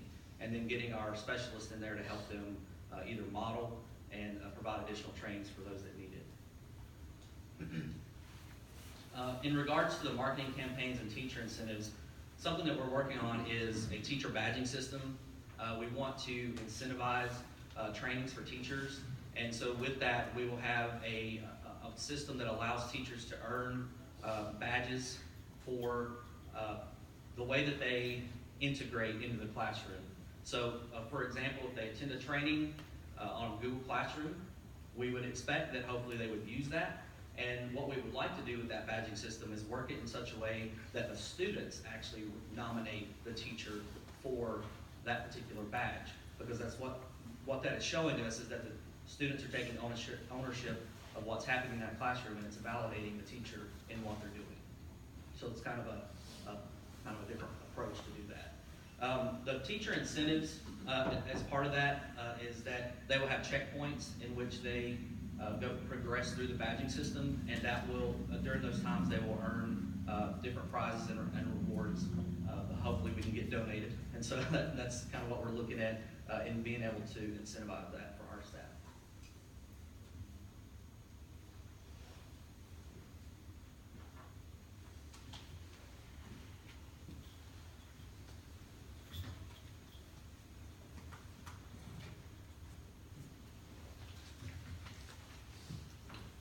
President Kelso, Dr. Liggins, Board of Trustees, my name is Matt Spivey. I'm Dean of Instruction at Greenville High School. And today I'm going to be talking to you about Strategic Planning Goal 1.5. This is also one that was added. This one's going to be focusing on our career and technical education programs. First thing, I'd like to introduce my committee. Mr. George Cronky, one of our automotive teachers at Greenville High School. Mr. Alex Xanthus, ag mechanics teacher, who is not here tonight because they're getting ready for a competition this weekend where our boys will go and have 6 hours to take raw scrap sheet metal and make a barbecue out of it and have a competition with that. So they're practicing with that. Miss Patricia Wheeler, who is a STEM teacher at Travis 6th Grade Center, and Miss Donna Toops, our college and career counselor. Our goal is to increase students' achievement in college, career, and military readiness indicators. You're probably asking, what's that? There's a whole bunch of things that go into that. I'll take just a couple minutes to explain what some of those are before we get into some of the rest of our goals. About 40% of Greenville High School's accountability is based on our college and career military readiness standards. Those are things like TSI criteria that you heard Ms. Cheney talk about, those pre-college entrance exams, student participation on AP exams, on dual credit classes, enlisting in U.S. Armed Forces, earning industry-based certifications, and participating in CTE, career and technical education, coherent sequences. Coherent sequences have been a huge focus for us. We have a lot of offerings. We are very blessed with the number of programs we have at Greenville High School. And our goal is to make sure we focus our students. We want our students to obviously have a very wide array of experiences, but we also want to prepare them for the future. So while it's good, yes, to dabble a little bit with culinary arts and maybe dabble a little bit with automotive programs and then maybe in some ag, we want to encourage that, but we also want to have our students get multiple experiences within that career path so we can develop a career for them in the future. So while that is good, I want my culinary arts students to then take the second year of culinary arts and then go a little bit deeper into the curriculum. And then a third year where they're actually doing practicum, where they're doing caterings, or a lot of the events you see, the food they prepare, they're developing that for us. So they're going through getting experiences, but much deeper learning experiences that will then transition them to a pathway and a career in the future. Our coherent sequences also help us with funding. So once we have students that are in those coherent sequences, they achieve greater funding for us, which is a huge help. A lot of our programs have a lot of cost just for the equipment, the space, the resources they go through. And so it's a huge benefit to make sure that we have those students participating for the experience, but also so we can help build in the future with more money to help supplant those as we go forwards. One of our big focuses that we're going to talk about as well here is going to be certifications. And there's a little bit of a misnomer of what certifications actually look like. There are two different types. There's industry-based certifications and what I'm calling non-industry-based certifications. The state of Texas has provided a list for us of 74 specific certifications. They're all very good certifications. They're all ones that will help prepare our students for the future. But those are the only 74 certifications that count towards our accountability. So while we may have students get a lot of certifications, if they're not one of these specific ones, they don't necessarily count for us for accountability. One thing that was represented in our data, we had 0% of our students earn industry-based certifications in our 17-18 school year. One misnomer about that is, as the STAR data that most of our groups have already talked about is current data. The data we're looking at is lagging data. So our 17-18 data report comes from senior information from 16-17. So they've already graduated, then they're, I don't want to say coming back to count for us, but they're counting for us the next year. Can I ask you a question about that? Yes, ma'am. So the certifications, do they have to be earned during the school year or within a certain period of time after graduation, or how does that work? There is a cutoff date, and it's somewhere I think around July of after their senior graduation. So we do have a little bit of flexibility to incorporate that, but even throughout the summer, things like that definitely do count. But we have up to a few months after their graduation. But that involves having developing some kind of system to track those folks down after they have their diploma in their hand? Yes, ma'am. Okay, so that's part of this.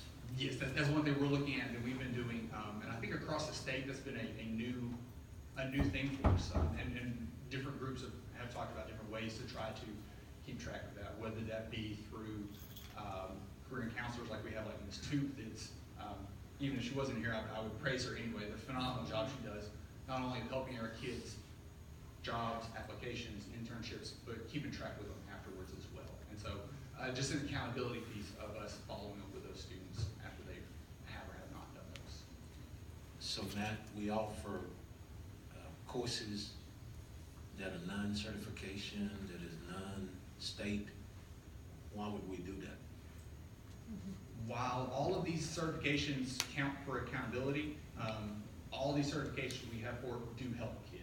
And so there's some that may be cost prohibitive to be able to have a full program for, but we still offer these non-industry certified ones that still help prepare our students for the future.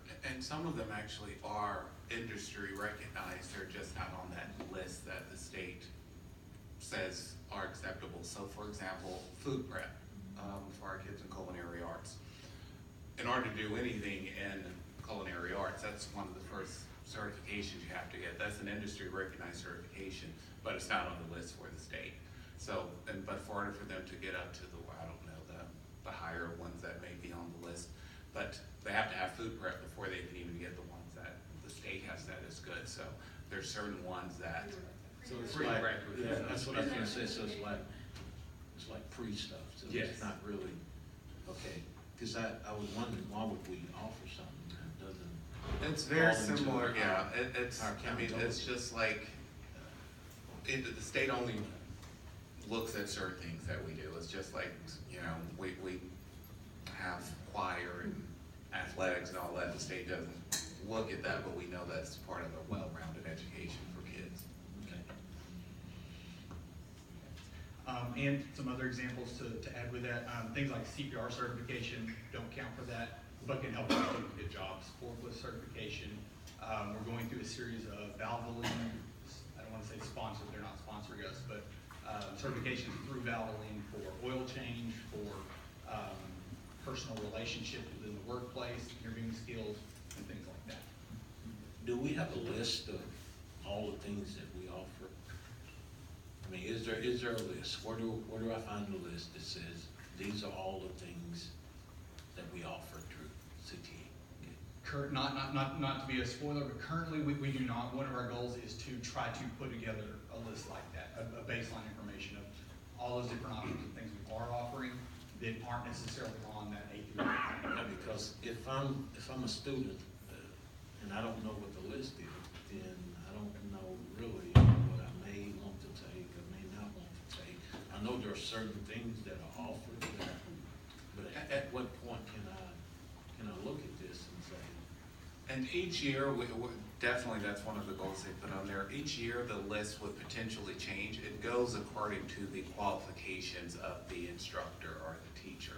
So if the teacher is a master chef versus a submaster, or I don't know, I'm not obviously a culinary arts expert, but I think that's a TV show. But they qualify to give, according to their education, according to their training, they can give our kids certain certifications that should that person leave and go work somewhere else or leave the industry, and we get someone without their qualifications and some of the same certifications that kids were able to get the previous year under the previous teacher, we'd have to remake the list and say, okay, now you can get these, or get that teacher up to par to offer those particular trainings. But it's definitely something that needs to be done as a start list and then updated on an annual basis. Okay. So how do the students know out of all what certifications they can apply for? We don't have an exhaustive list to be able to market to our students just yet. One of our goals is to do that. Really kind of a whole CTE marketing campaign. And I've told this story to several people. Ashamedly, as an administrator for 5 years in the district before I came to the high school, I was aware of a couple of the larger programs we had, but I had no idea the breadth of our CTE programs. And so one of my goals, one of my missions is to help market some of our underrepresented programs to make sure never to bring down one program, just to lift all of our programs so that the kids, so the parents, so the students know exactly all the different offerings we have right now. That's something that hasn't been marketed as well in the past. So the students don't know all that is offered? They know all the pathways, so the 73 courses we have, they're very familiar with those. They just don't know what certification comes along with that, like kids use the culinary arts, but they know about culinary arts, they know they can become a chef, they know all that, but they don't know, I can get food prep in this, I can get all the other certs that can go along with it, but they do know the program exists there. Like one we've had, like you talked about changing the teachers, we have a new health science teacher, and he comes to us with new skill sets and new abilities. So we have patient care technician and EKG technician, which are on our industry certification list for TEA, that our previous instructor did not have skills or qualifications to teach. So that's the new one that we have. We still have our health sciences program, and it's still flourishing, but we just have these new certifications that are added into that program as well. If we, I'm sorry, Trina, if we could, what I'd like to do is let's go, this is the last goal, let's go through this last goal, then I would like to go back to number 1, and we can work our way down, and everybody ask questions, because there may be questions on number 1, 2, and 3, and whatever. So if that's okay, why don't we work it like that? Let's go through this one, then we'll jump back to the top, and we can go through questions one at a time through the goals. All right, so in our first year of implementation, we have our specific goals here. We want to increase our industry-based certification. Those are those ones that are on the 8th rep accountability list, to 3%. Currently, right now, across the state, that is the state average. 3% of students that graduated in the same data set earned industry-based certifications. I always thought the number was a lot higher than that, but 3%, I believe there was a total of just under 9,000 students across the entire state of Texas that earned those specific industry-based certifications. So that kind of shows a little bit of how limited that scope of some of those certifications are. So we would like to increase that up to 3% at the end of this first implementation year. We'd also like to establish a baseline percentage of students earning these non-TEA industry-based certifications, those serve safe, which is what our food handlers do, other CPR classes, oil change, things like that. We want to ensure that 80% of our GISD students that are participating in CTE courses are participating in a coherent sequence. We call them singlets sometimes, but I have maybe one class from this pathway, and one class here, and one class here. They're getting those experiences, but it's not that designed straight for a pathway to prepare them for that specific career. Hold at least one event to assure awareness of military and CTE programs to students, parents, and community stakeholders. We do try to incorporate a lot of our military recruiters during lunches and things like that, but have larger events even outside of those. And establish a baseline percentage of students earning certification not included on the TEA industry list. At the end of our 5th year of implementation, we would like to increase our students earning those industry-based certifications to 15% of our students, which I feel is a pretty lofty goal, but I think one that will better prepare our students to be certified to go straight into the workforce after they leave us. We'd like to increase the percentage of students earning certifications not included in that TEA industry list by 20%. Again, we don't know exactly what that number is, but we want to see a 20% gain in that. We would like to ensure that 95% of our students are participating in a CTE coherent sequence. So we're getting our students, there's a big saying in the CTE world of cradle to career. Not everybody goes to college, not everybody goes to the military, but everybody does need to have a career. So we want to make sure we're preparing our students for that. And lastly, hold multiple annual events to ensure awareness of military and CTE programs to all of our students, parents, and community stakeholders. To do that, we want to make sure and align our available TA industry-based certifications to our current CTE program offerings. Again, sometimes that can fluctuate a little bit just based on the qualifications, certifications of the teachers that we have working for us. Utilize CT Advisory Board input to select, develop, and implement those non-industry based certifications. So get the kind of the pulse of the community. What are some certifications you as employers in Greenville and our surrounding area would like to see that we can prepare our students to have? Develop and distribute informational materials, basically market our CPE program to our community stakeholders. To measure that, there's a whole long, beautiful list of college, career, and military readiness indicators that come out with our state data, and basically using that to go through the different criteria of our coherent sequences, our students participating in our dual credit, our AP classes, and our coherent sequences, and increase scores in those measures.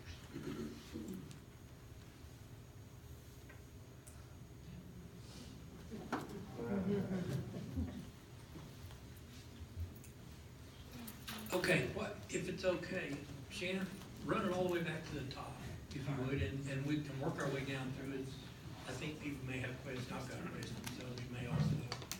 And maybe as we go back through them, it'll probe our mind, we can remember what our question was from 30 minutes ago. Can I make an overall comment? I just want to say how impressed I am with the amount of work that's gone into all this. I've been involved with the strategic plan at the macro level for a decade. And I'm very impressed with how much better we're getting at the specificity and the goal setting, and really drill it down to not just say we're going to do everything better, which okay, but what's really going to help us? And we're just obviously getting much better at really figuring that out and narrowing our focus. So thank you very much. Okay, so go to the next one. This first goal, does anybody have, keep going, there. Does anybody have anything they want to address on this? I do. Go ahead, Roger. My question is, how are you gonna, it says guided implementing reading and math? How are you all gonna guide for reading comprehension when you're implementing reading and guided math? Okay, thank you for asking that. So there is this last 2 years we have introduced with Fidelity a guided reading and a guided math program. And what that means is that it's small group instruction at the teacher table that is specific to the student's needs. So we've asked our principals to walk in and observe what's happening. Our data points will prove that the small groups is improving the student skill set or not, but it's a small group instruction during the class day with their teacher. Does that answer your question? Yes, ma'am. My next question is, if they're doing it in the classroom, how they're influencing it when they go home, encouraging them to continue to read while they're at home? That's a great idea. A great point. Most of our campuses have the reading logs. For children that don't have the support at home, they have the reading logs in the morning before school and in the afternoon.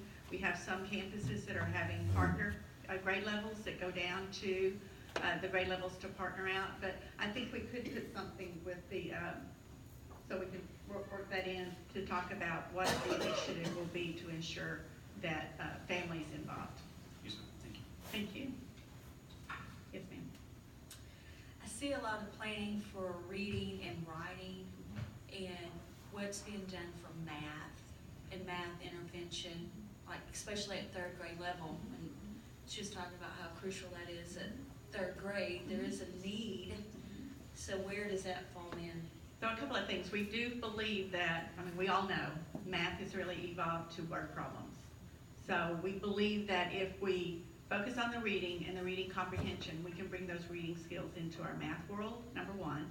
And the guided math is a new initiative for us to make sure that every student's skill deficit is addressed in a small group instruction, and that happens at all grade levels. Thank you. This goal seems to be pretty aggressive. I was curious, it sounded like you were implying year one, we're in year one. What is year one defined? You're correct. We're in year one, okay.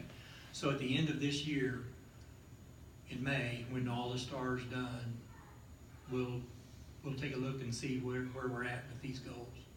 That's This 58%, is that in the taper data, or is this hidden deep down somewhere where we can't see it? Is it something we can see today? I mean, we as a board member can look and see it somewhere. Do we have to get it from you? You can. It's in our state accountability data. It's a component of Domain 2.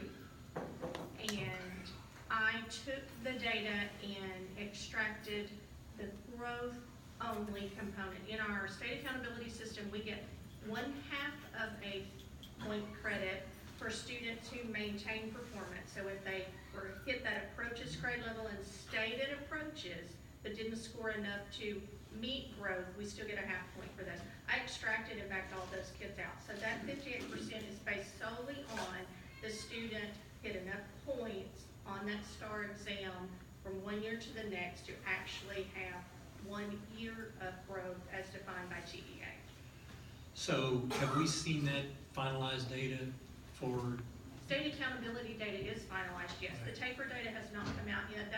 I'm expecting that to post sometime this month, and then we'll either be bringing that back to you depending on the posting date. It'll either come back to the board and we'll do that presentation either in December or January. So let me just add to that, so we didn't take the 1/2 points, and we're optimistic that that 1/2 point will grow that year also. So we're hoping to pick those students up based on the concentration that we're having for our individual student needs. Anybody else? Okay.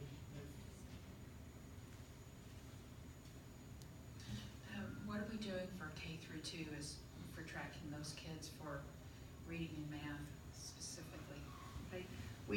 The DRA is the reading for English speaking students. EDL is the reading tool for tracking for Spanish speaking students, and we're doing that in K1 and 2. We have iStation also that's helping us with that. But again, that small group instruction through the tests, the assessments that we give, in Eduphoria, it breaks it out by their lowest SEs, the student expectations, and the teachers are able to teach to that deficit in that small group. So principals are walking through, looking for small group instruction, making sure that those data points, and actually I will say that principals did a phenomenal job in the last 2 weeks doing data digs. Ms. Driggers had given them some reports that showed them every student's strength and deficit in math and reading in all grade levels. And so that was something that has really proven to go back and reteach and support through small group or whole groups, because there were some areas that we needed to reteach. That was my next question about RTI. Have we changed how that's been happening this year, since I'm assuming we learned a lot from last year? We did learn a lot from last year, and we learned that process that we adopted, response to intervention program, that it really did work. The documentation is there. We're watching students go through the process of improvement. In RTI, we target one skill at a time, 6 to 9 weeks at a time, to make sure that the students grow from each one. So we've seen that process has continued, and we've seen a big growth from that. And I'll say, Ms. Hablutzel is she will tell you that that's something that really made a difference on her campus, is making sure that that process is in place.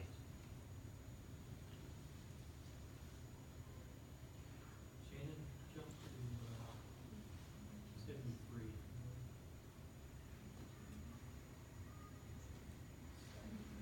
Okay, goals and objectives, you want a couple more? I've got page numbers, I'm Okay. sorry. Shannon, you doing I think it? one more. Okay, go ahead, you do it. One more, okay. Anybody got anything on second goal? First? I was curious, I'm glad to see that third. I'm glad to see that third one added, because that was on our goals from last year. And I thought it was pretty important. It's pretty specific. And it's talking about equity between sub-pops, equity between campuses, and equity between programs. So I like seeing that. The second one there in the middle though, create a system of support to address the diverse needs of all students while establishing a baseline. Can you describe the establishment of this baseline? What does this baseline look like? What will it, I don't understand. What's our baseline? What are we trying to get to? I would think, I guess what I'm looking at is we're talking about things like, I would have thought we've had such a focus for several years. You know, we had Ruby K paint training 3 years ago and went through it like for 2 years, which I think is this is kind of talking about the same kind of thing.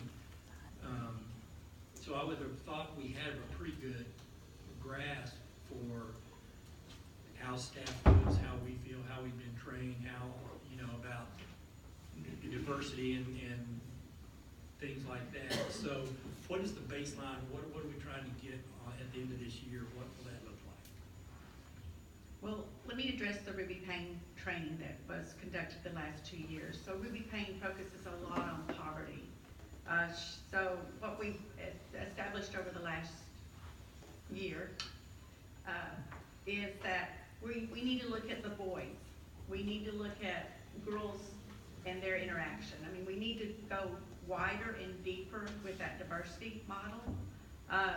We also believe that relational capacity with the turnover of staff, we didn't re-engineer that expectation.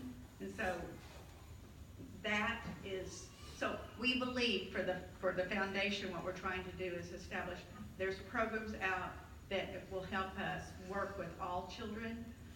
Rachel's Challenge is an example, Capturing Kids' Hearts is an example, just making sure that through counseling, you know, last year was the first year that we had our counselors do social emotional needs. All of those components were all being formed last year, and we really don't have a baseline for what worked and what didn't, and that's what we want to have that in place with Fidelity to make sure. You know, it doesn't have to be the Ruby Payne model, but that is a component. Clearly, we've got deficits in our programs across campuses. We have deficits in making sure that we have all kids meet all in all programs, and so those components are missing in, and I'm going to say in the adult world, that we need to make sure that we're aware on how we're setting kids up for success. Dr. Lee? So, but what will this, okay, we want to establish a baseline. Describe that baseline. Are you talking about the gaps? Is that what the baseline is?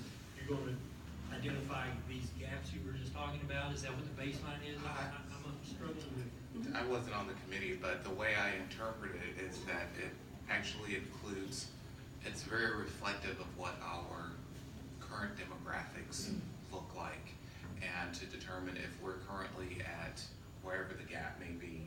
If there's between our economically advantaged students versus our disadvantaged students, if there's a 50% gap, that's the baseline.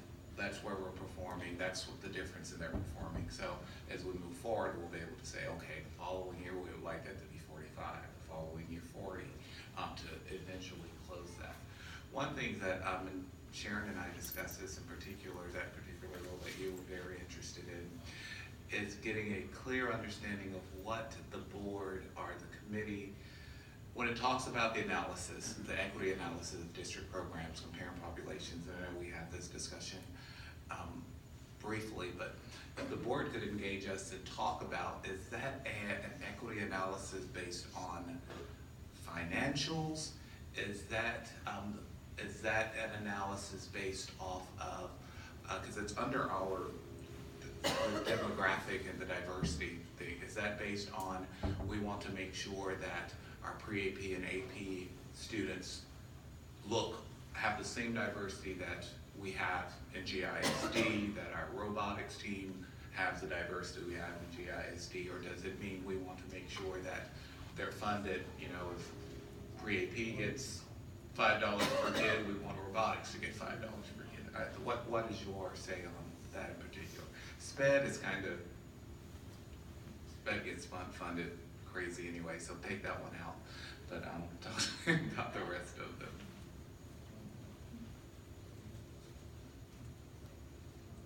Okay, let's hear it. What do you got?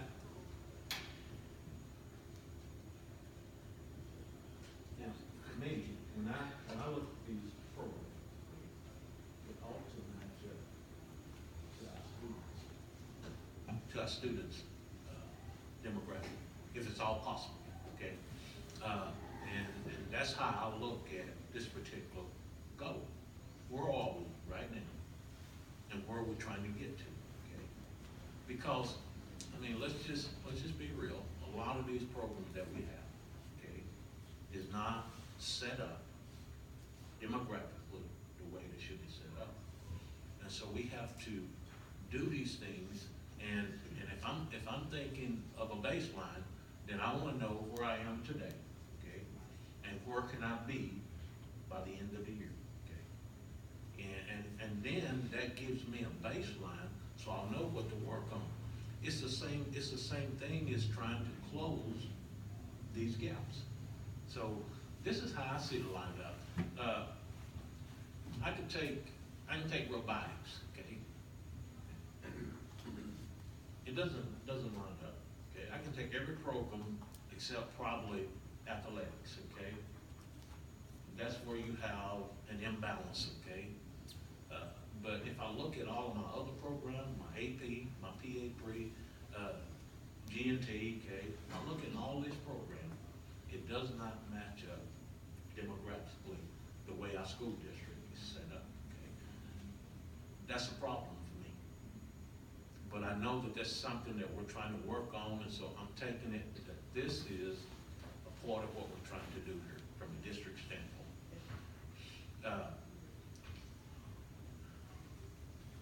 It doesn't. Well, I'm thinking, you know, the elementary robotics or the Legos things that they do, VEX programs and stuff. Well, at Carver, there are 90% Hispanic kids on that team, because that's who's at Carver on that team. Yeah, And but that's we're part beginning of their to get demographic. there. That's part of the school Yes. demographic, the way it's set up, okay? But every school is looking like that, you know, every team is looking like what the school looks like. So I think we are making great strides, we just haven't seen everything. Well, remember when all the UIL kids come forward, every campus looks a little different when they got their awards through second through fifth grade, because that was who was in their campus. But still, when we look at an overall school district, demographics does not line up. Well, I gotta remember that we're, 41% Hispanic district, and 37% white, and 20% African American. We can say, but can you tell me? I mean, this is just a conversation you and I are having straight ahead now. If it's 20% African American, let's look at all these programs, and I'll guarantee you can't come up with 20%. Combine them all, except for leave athletics out. But let's look at all of our other programs, and you're not gonna come up with a 20%. You're not gonna be able to do it, because our demographics is not set up the way it's supposed to. Now, is that a fault? It may not be a fault. Here's the problem. Sometimes information is not sent, and if it is sent home, then it's not sent in a way for parents to understand what this program can do for their children. So more energy put towards recruiting towards that goal, that programs. Absolutely, Yeah. because. But now, and I see you're between a different elementary campus, that's gonna be, you know, you have to lump them all together, right? And once you get sixth grade center, right? I understand, because at some point, all of these students are gonna come together. Sure.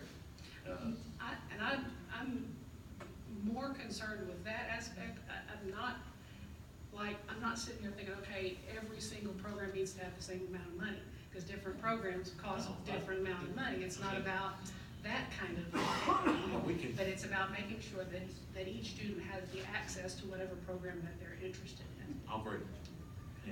And then it's funded. Yeah, I'm never concerned about whether Suzuki Stream gets $5 per student and somebody else, robotics get $20 per student. That's because these programs are totally different. Okay?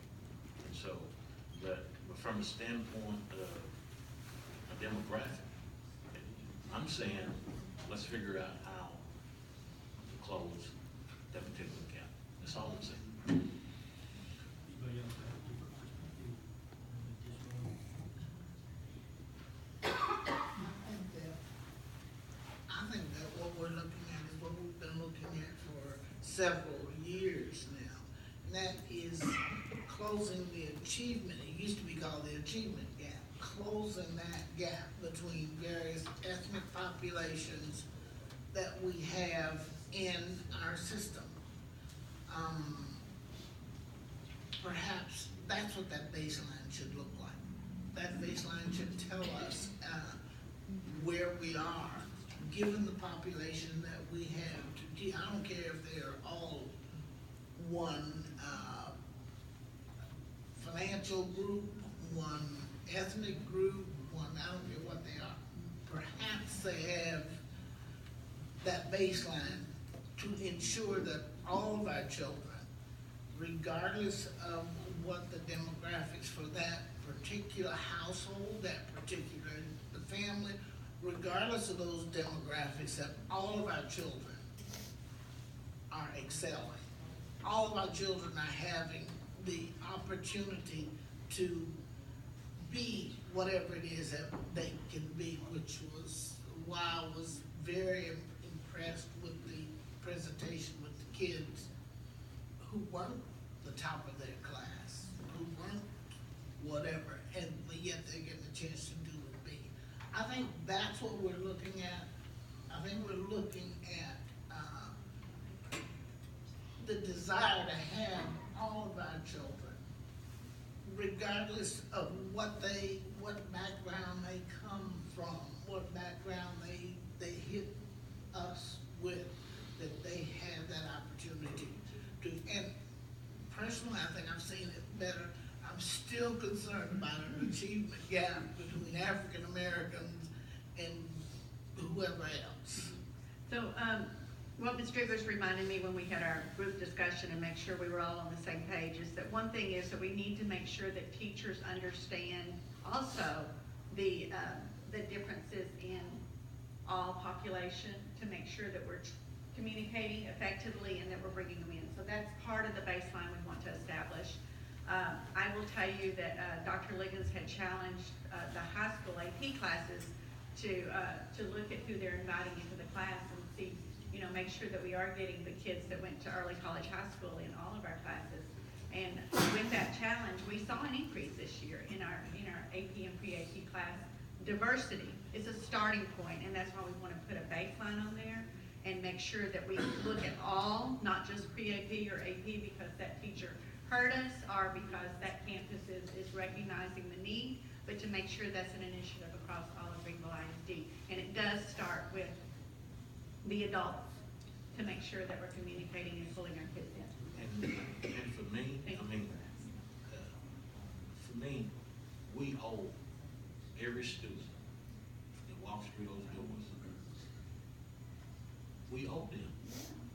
We are to provide them with everything that they need. Because for me, when a kid leaves GISD, what we've given them ought to make them be productive citizens in the community.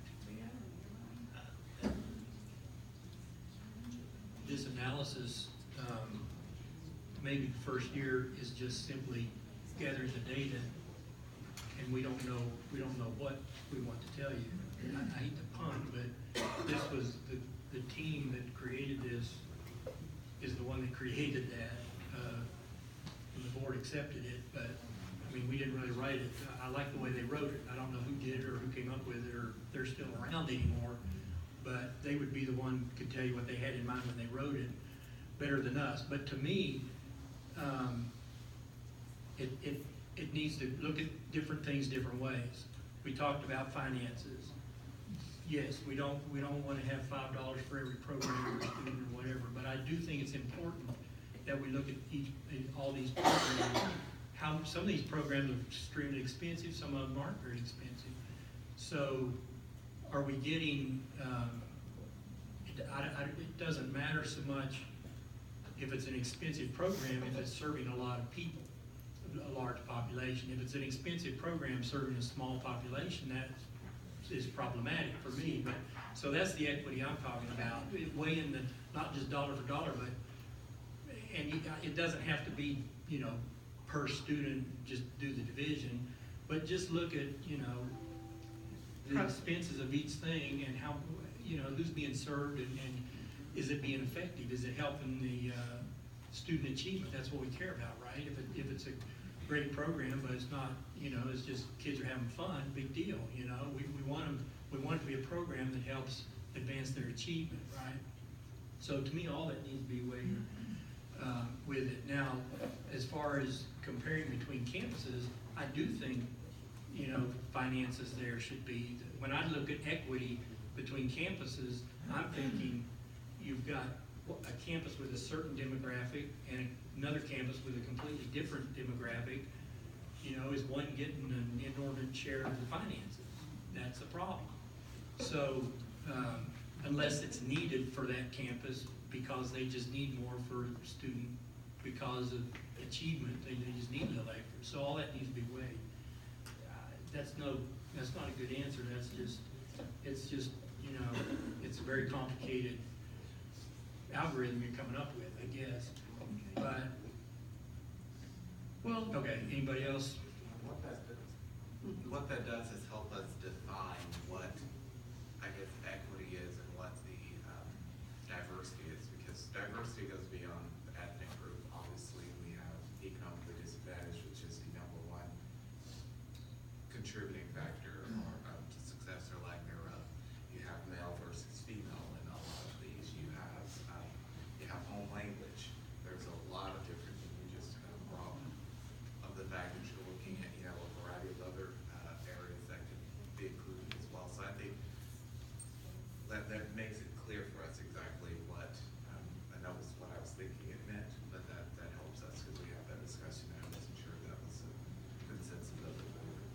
But there. I'm glad you said that because I was thinking that and it slipped my mind. But to me, I'm less concerned with comparing ethnic demographic as I am economic demographic. So to me, it's a weird area to be looking at the ethnic demographic and comparing that and equity between. I'd like the economic one better, but that may be I'm the only one thinks that. Okay. What do you mean when you say more economic demographic? Economically disadvantaged, the low SES kids, we have a lot of, I don't know what the category is called, low SES I call it, free lunch, reduced lunch versus those that aren't reduced lunch. You know, we have a large population of that, and to me, the equity needs to be more between those two groups rather than racial breakups. I just want to know that, or make sure that kids that would like to do drill team or whatever, you know, can't, but they can't afford to do it. And so I wouldn't, so they're eliminated, you know. So I want to make sure that we don't have extracurricular things that eliminate kids just because their parents can't afford to pay for it. I'm sorry. The only, and that's something that we'll be discussing when we come to you with probably this thing with budget. The only thing that I see impact, for the most part, we do a really good job of our extracurricular, making sure that, you know, I think everybody made cheerleading last year, whether they could afford it or not, didn't they, Jarvis? Not everyone. Not because they couldn't afford it. Yeah, well, you know.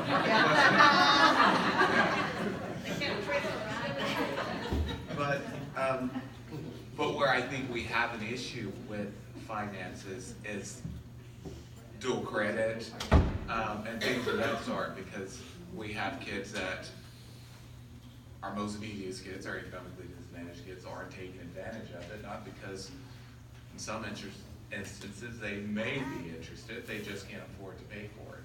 And so looking at ways to where we can financially support those kids, because we're kind of, we'll never reach our goal if we're saying, well, we want to make, sure, especially if you're looking at diversity according to economics, well, we want a 5% this school year compared to last year that way in our economically disadvantaged students. So if we're gonna say we want to have more economically disadvantaged students taking dual credit, well, that'll never happen if we don't start paying for them to do it, because otherwise they will never do it. Yeah. Or any of that stuff. And a lot of those certification exams also that we were talking about require, you to pay for them, yeah.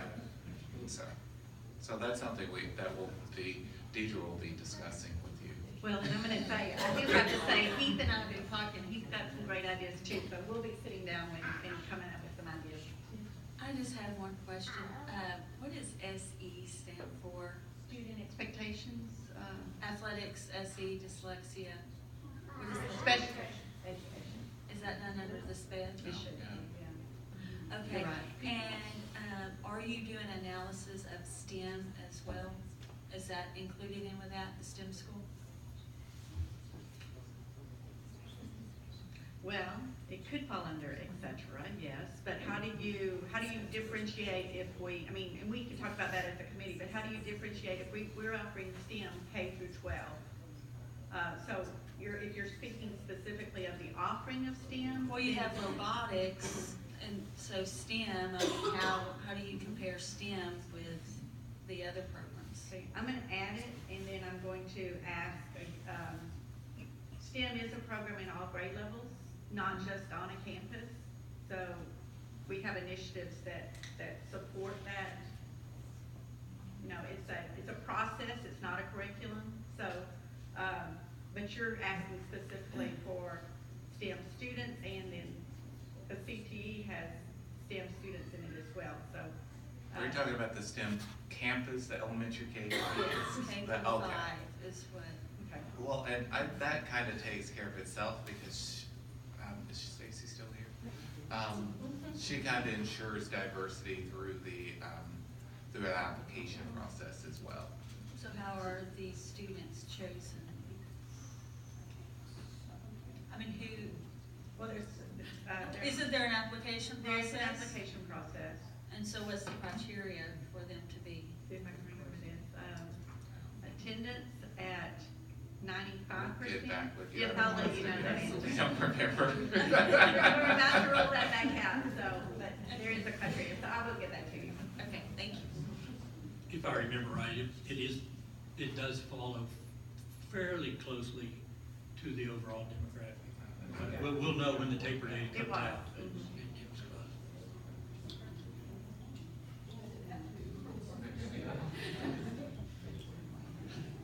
My question, does anybody else have anything they want to talk about with equity and helping them understand? The baseline, and I want to echo what Dr. Butcher said.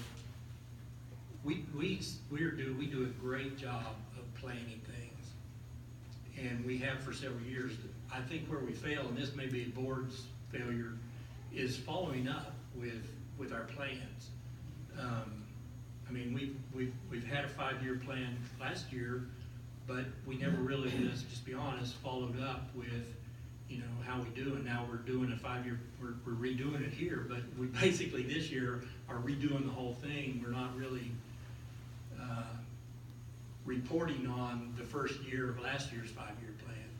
So, and people may disagree with me, but this is the way I see it. We do a great job planning, but we don't follow up with how we do it. And that's why I'm concerned about these baselines. We're saying in all these 5 goals here, we're going to do a baseline on a lot of different things. And I want to make sure that we actually do come up with some sort of baseline, and we actually do measure at the end of the year. Let's go back and look, did we really do anything? Because we even when we do campus improvement plans every year, district improvement plans, by law we have to, and we do it. Haven't this year yet, but we will. And you know, how well do we follow up with, yeah, we did what we said we were going to do. Didn't we add that to the board operating procedure that we're fixing to look at? So we will do that because it's on the calendar? It'll be on our procedure. We just got to make sure we're really doing it. I mean, we should have been doing it for years, right? But so yeah, it'll be on there. But we need to make sure that every year we come back and we're checking the first year objective in May and June, how do we do? I'll talk about it again on another goal as we get to it, but if you have something else, No, go the ahead. only thing I was gonna say is that based on the measurements, we're going to measure our progress. This committee will meet and measure the progress against that. They will have, now that we've got a clear understanding of that, goal, we'll get those baselines put together, because that is a baseline that we can put together. Now that we know what what you're looking for, we can do that. May not be in the format, but we'll figure it out together, if that's fair. Where do you want me to go? Just scroll a couple more. Anybody got anything on this third goal? Go to the next one. Stop, go Oops, back. sorry.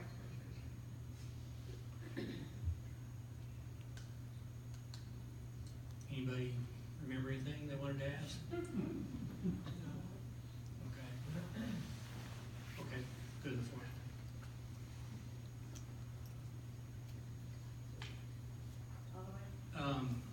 Okay, hold there. Again, we'll go to the next one. I think it talks about baselines again, the strategies. Okay, so,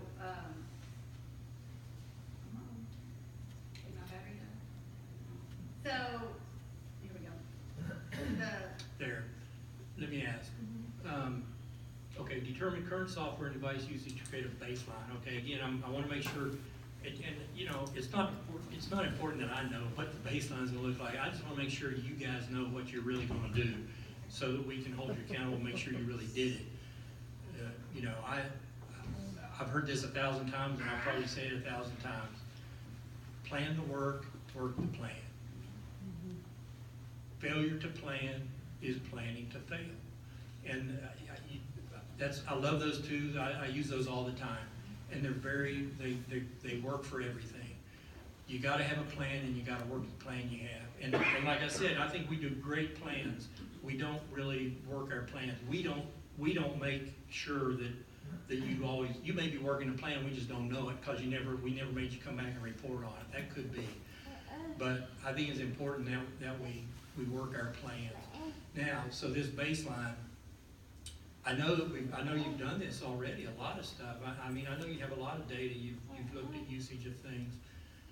But relating to technology integration,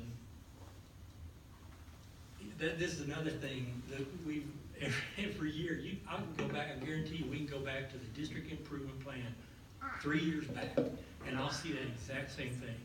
We saw it last year, we saw it the year before that. It's always the same. Teachers are always saying, you know, our district improvement plan, we're gonna incorporate technology this year. We say it every year.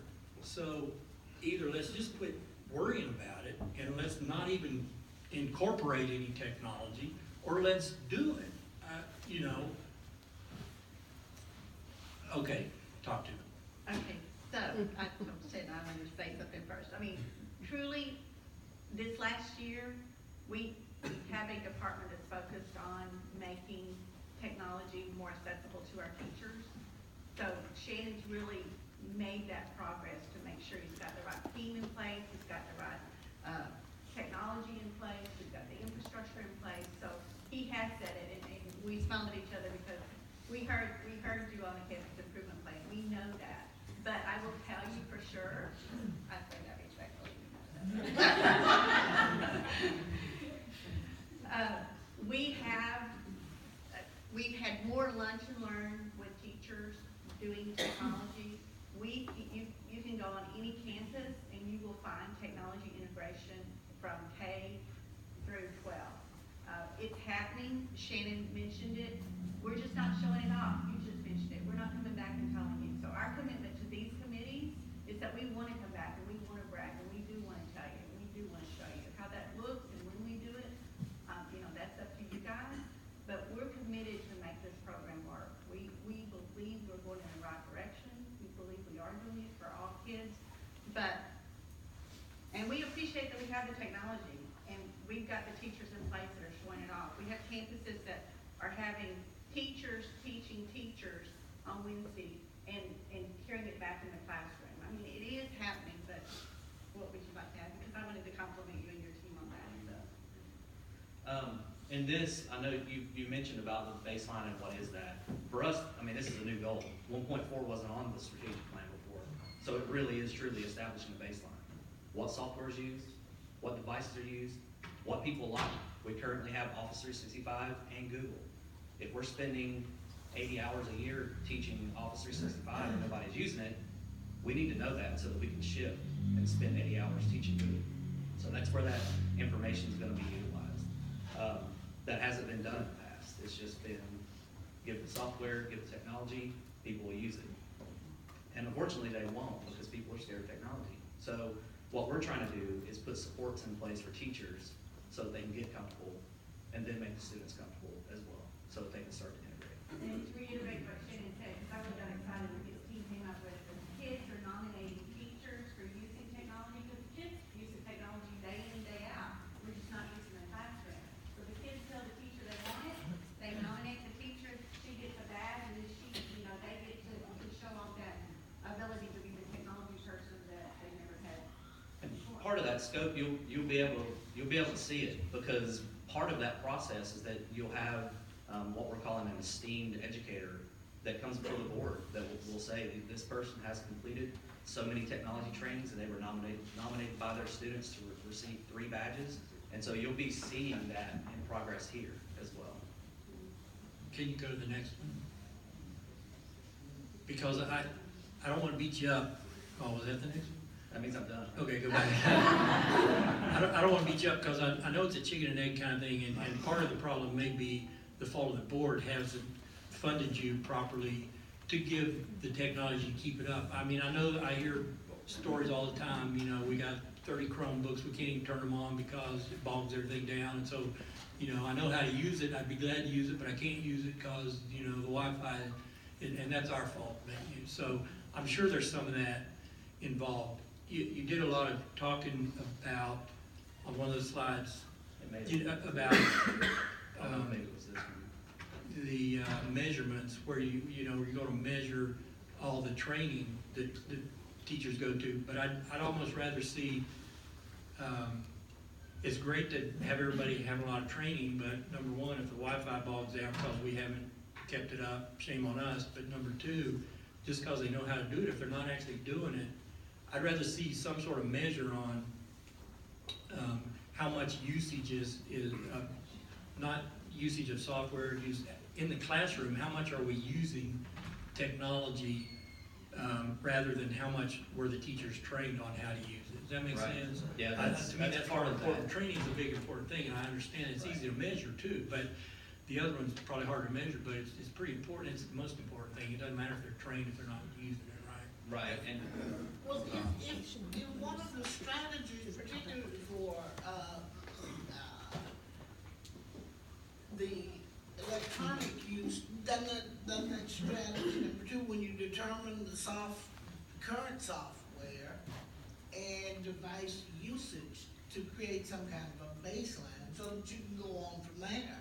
But is that what you're measuring this year? You're measuring what the current software you're using? really the usage in the room, how it's being used and what's being used. And what's being used, yeah, okay. And that's your baseline, and then we go from there to find out what it is you wanna do. And when Sharon said that we can give you the information you want, how you want it is up to you, I don't think that's true. I think what you want needs to come to you guys, and then the answer needs to come back to us. And we're gonna let John explain it to all to us. Right? And I would argue that, remember, all of these steps or goals, if you may have strategies, lead back to the overall, which is learning and closing the achievement gap. So I think, although John, to your point about, are they actually using it or are they just being trained on it? I think that all goes back to, is it getting to the point where the overall goal is being accomplished, which would imply they have to use it in order to reach that ultimate goal. If technology is truly a way to do that. But so let's go to the fifth goal, then, I think, unless anybody has anything else. Okay, My thing on that, I've already touched on, just, so many of the CT programs, if you've done the sequence, you've done 3 years of it, and it ends at the end of your senior year, and, just from my family's experience, you didn't take the test till the summer. So after you graduated, so that's why I just wanted to make sure that we're tracking that, and I would think the same thing would be happening with the military. You don't necessarily sign up to go into the military, do you, till after you actually cross the state, right? So how do we track that it's happening over the course of their high school career, but not necessarily when they graduate, so.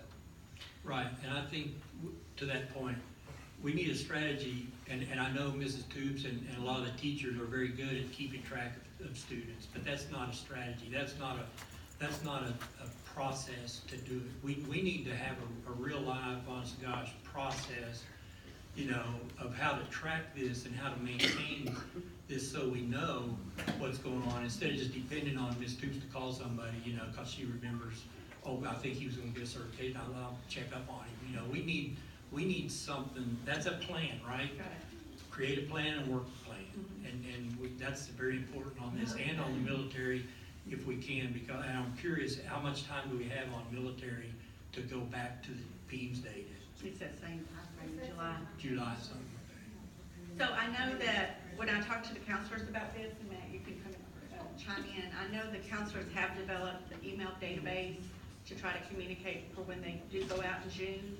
So there's a whole, in January, they take all this database together and try to keep it up to date with their email addresses that are personal, not just the school ones, since that one goes away. But we will add the strategy on how to keep the tracking between Ms. Driggers and Matt, and the counselors will have a process in place that makes sure that we have that tracking. Scroll up one or two. I had a few questions. I'll remember them here in a minute. Okay. Okay. Coherent CTE, and Matt mentioned how that, funding depends on some of that. There's also a term that I see it in the summary of finances report has a term called advanced CTE, and there's actually additional funding for that.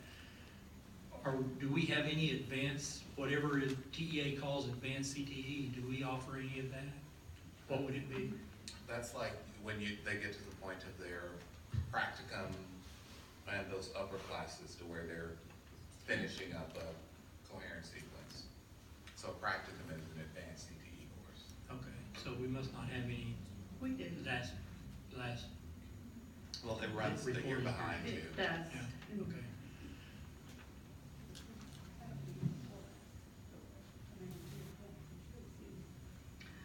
The current SOF doesn't show any, whatever the current one is. We, that was some of our team's errors that had to be cleaned up last year, the seat time and the coherency. So that's why you'll be seeing that now, because they are in line now. The certification, the 73, we've got that list in here, you haven't shown it, but it's in our, in our packet. So those 73, do we offer any of those at all? We do. Tell me which one. I've been trying to answer this one. Oh, come on. So when you look at that list, you might see like 3 or 4 things that deal with automotive. All right, so that means when our automotive kids, we have to pinpoint, and some of those are hard. Those certifications are hard, and there's some expensive, very expensive. So, for example, the automotive, look on that list, there's probably about 4 or 5 different certifications that you get. So they're there, it's not really, because I think someone was kind of asking, do we offer that class? It's not, we offer the class automotive, but within that, we have to decide which one we're going to pinpoint, which would be the best for our kids. We can't do all 4 of them, we can't have this kid do this kid do that, because the whole class kind of has to be focused on that. We got to focus on the certification that we want to offer within the class. We offer the class, there's 1 certification in it. Same thing with the health and science. There's 3 or 4 in there. We got to pinpoint what we want to concentrate on, because we cannot do all of them with the amount of classes we have.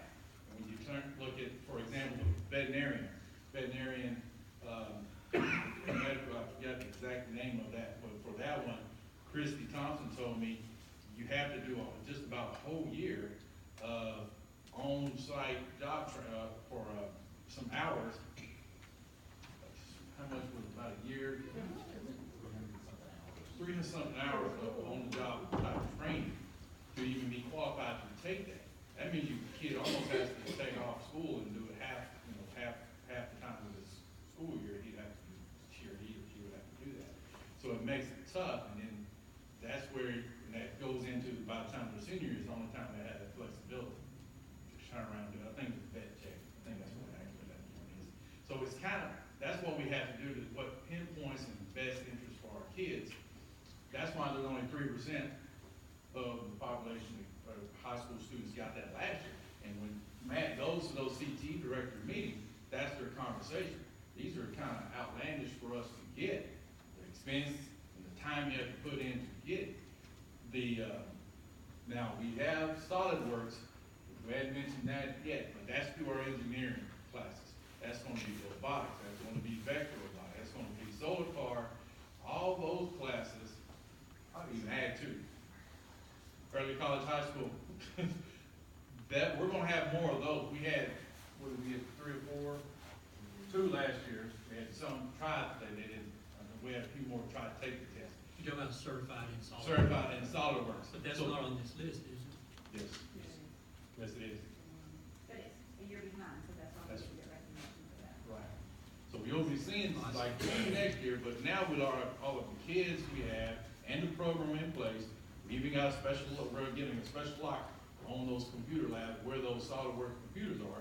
And we're going to have our kids each period, we're going to throughout the year work on that so they can end up taking the test. So SolidWorks is one we've already kind of established. That's what we're going. That's what we're going. And we're big on engineering. And back to Tish's question a while back.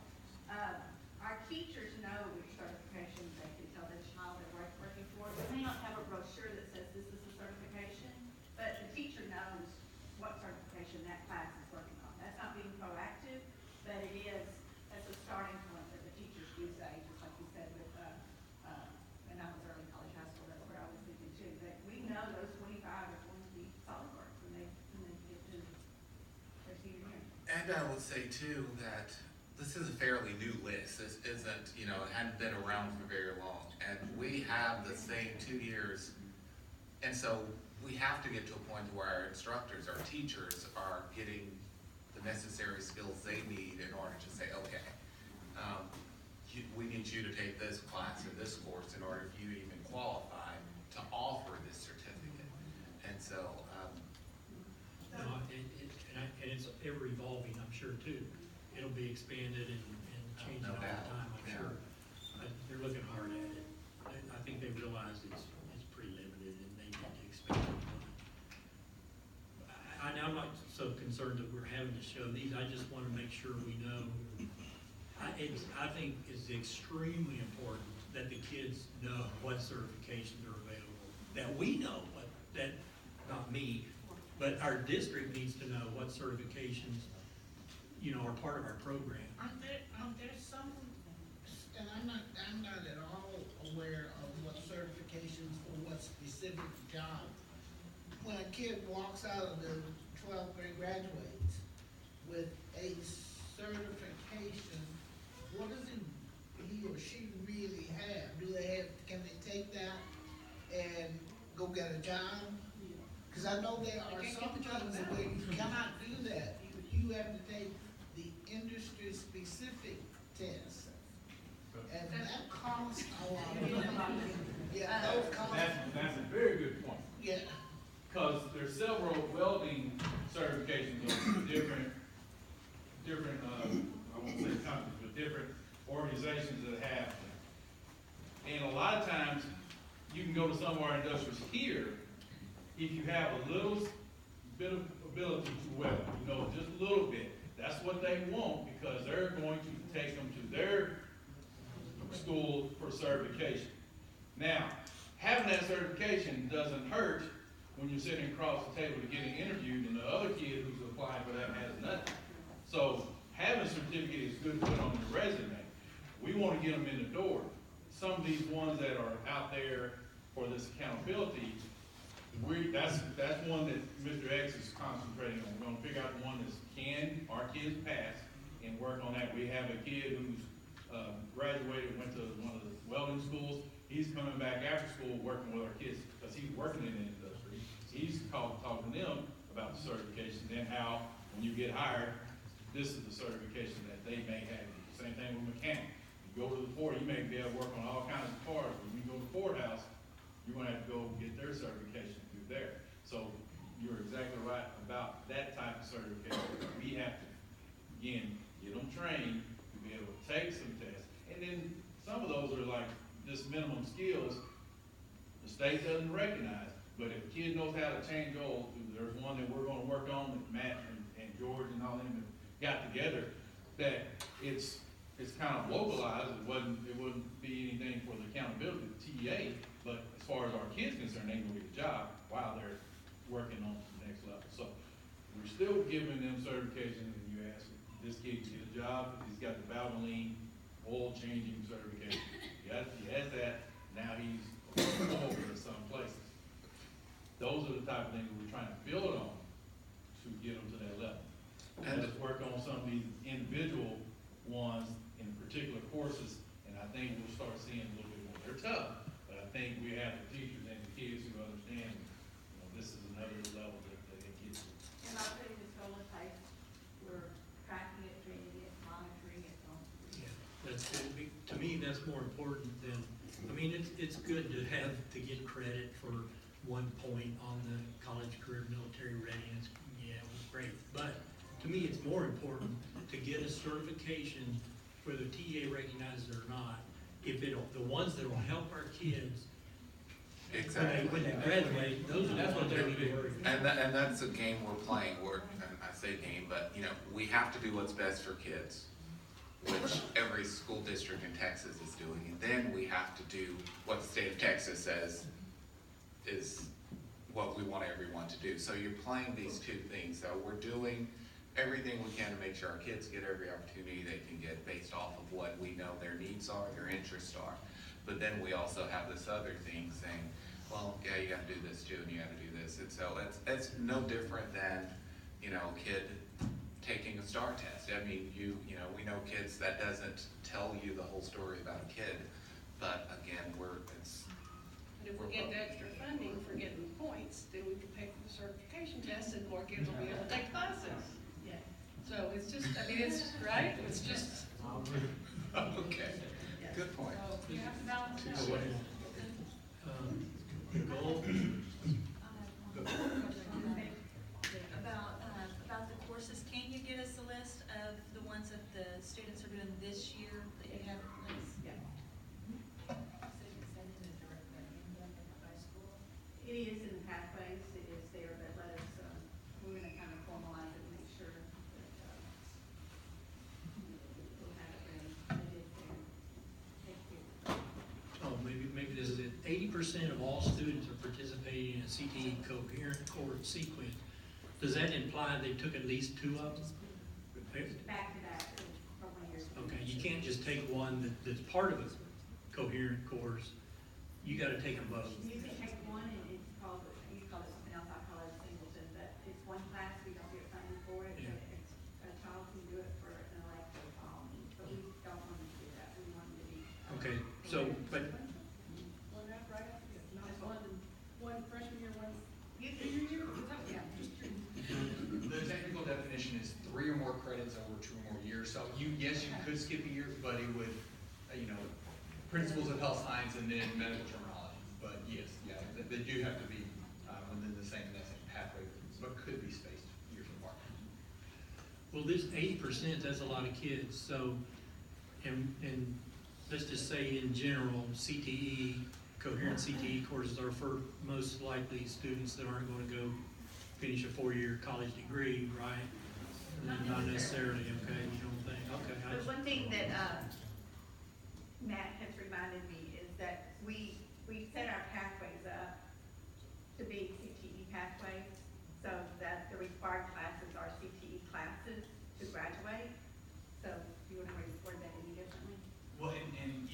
to that. Currently, right now, we have over 90% of our students participating in some form of a CTE class. Whether that be in a coherent sequence, and a lot of those are those singletons we call, that maybe try one CTE class or try a different one, but not necessarily that directly coherent sequence right there. So they're kind of like a buffet. Wait a minute, 90% of our students are taking some CTE course? Are currently enrolled in the CTE Currently course. enrolled? Yes, sir. Is that in the day, is that reflected in SOF and taper date, is that right? Okay, I'm gonna check it out. You get weighted on those though, so they may be taking one course, that doesn't mean that you'll have, 1,000 students taking career tech, it's all weighted. I understand. When I look at that data though, I've never seen any numbers that high. They're taking one course. It's their elective, in the high school, it's their elective. Okay, help me out. We can, I'm sorry, on the taper data, when you see participation in CTE courses on the taper data, the denominator is K-12 enrollment. So when you see that percentage, it's not percentage of students that are in grades 9, 12, it's K-12. Whereas the percentage he's focusing in on is that percentage just strictly at the 9, 12 campus. All right, thanks.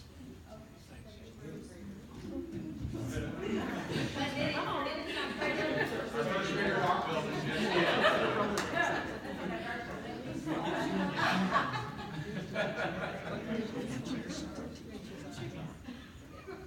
All right, does anybody have anything on?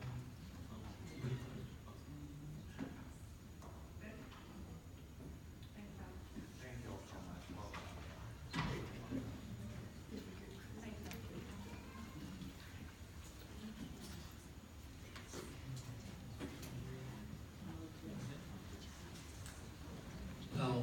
Comments from board members, or they all left?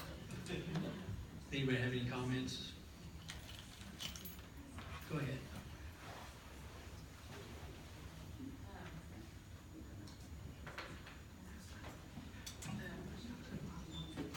Isn't it wonderful to be talking about student success in non-learning? This is where I live, not on the money side. But also, I just wanted to say at the Veterans Assembly yesterday, how well all of our kids did performing, which is, not unusual, of course, but how well they did. But also how well the rest of the kids that weren't performing paid attention and were so respectful. I thought that they did just an amazing job.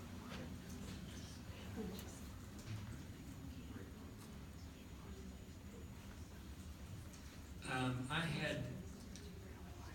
usually have a handout right about this time, but this is the governor has given a draft form kind of preempting he's formed the commission to study school finances, right? And they're all doing that now in the legislature.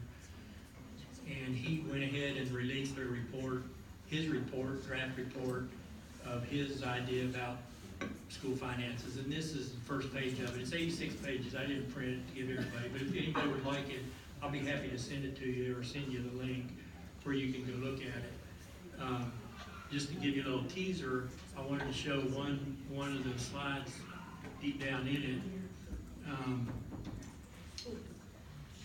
This is an interesting slide. It says from the last 8 years, go back 2005 to 2015, the total property tax levy increased by 82% for county taxes.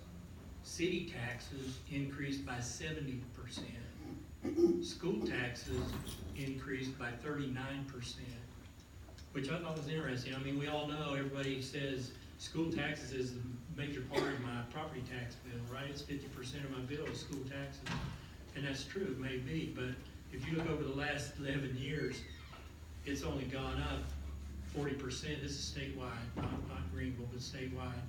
City has gone up 71%, county has gone up 82%. So at the same time, median household income has gone up 36%, almost has kept up with the increase in the school property tax levies.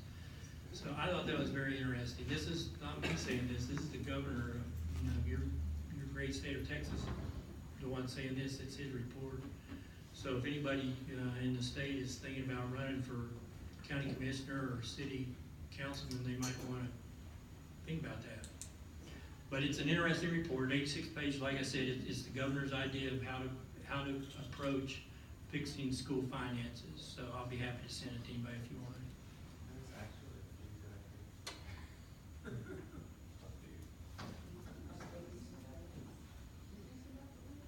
We can.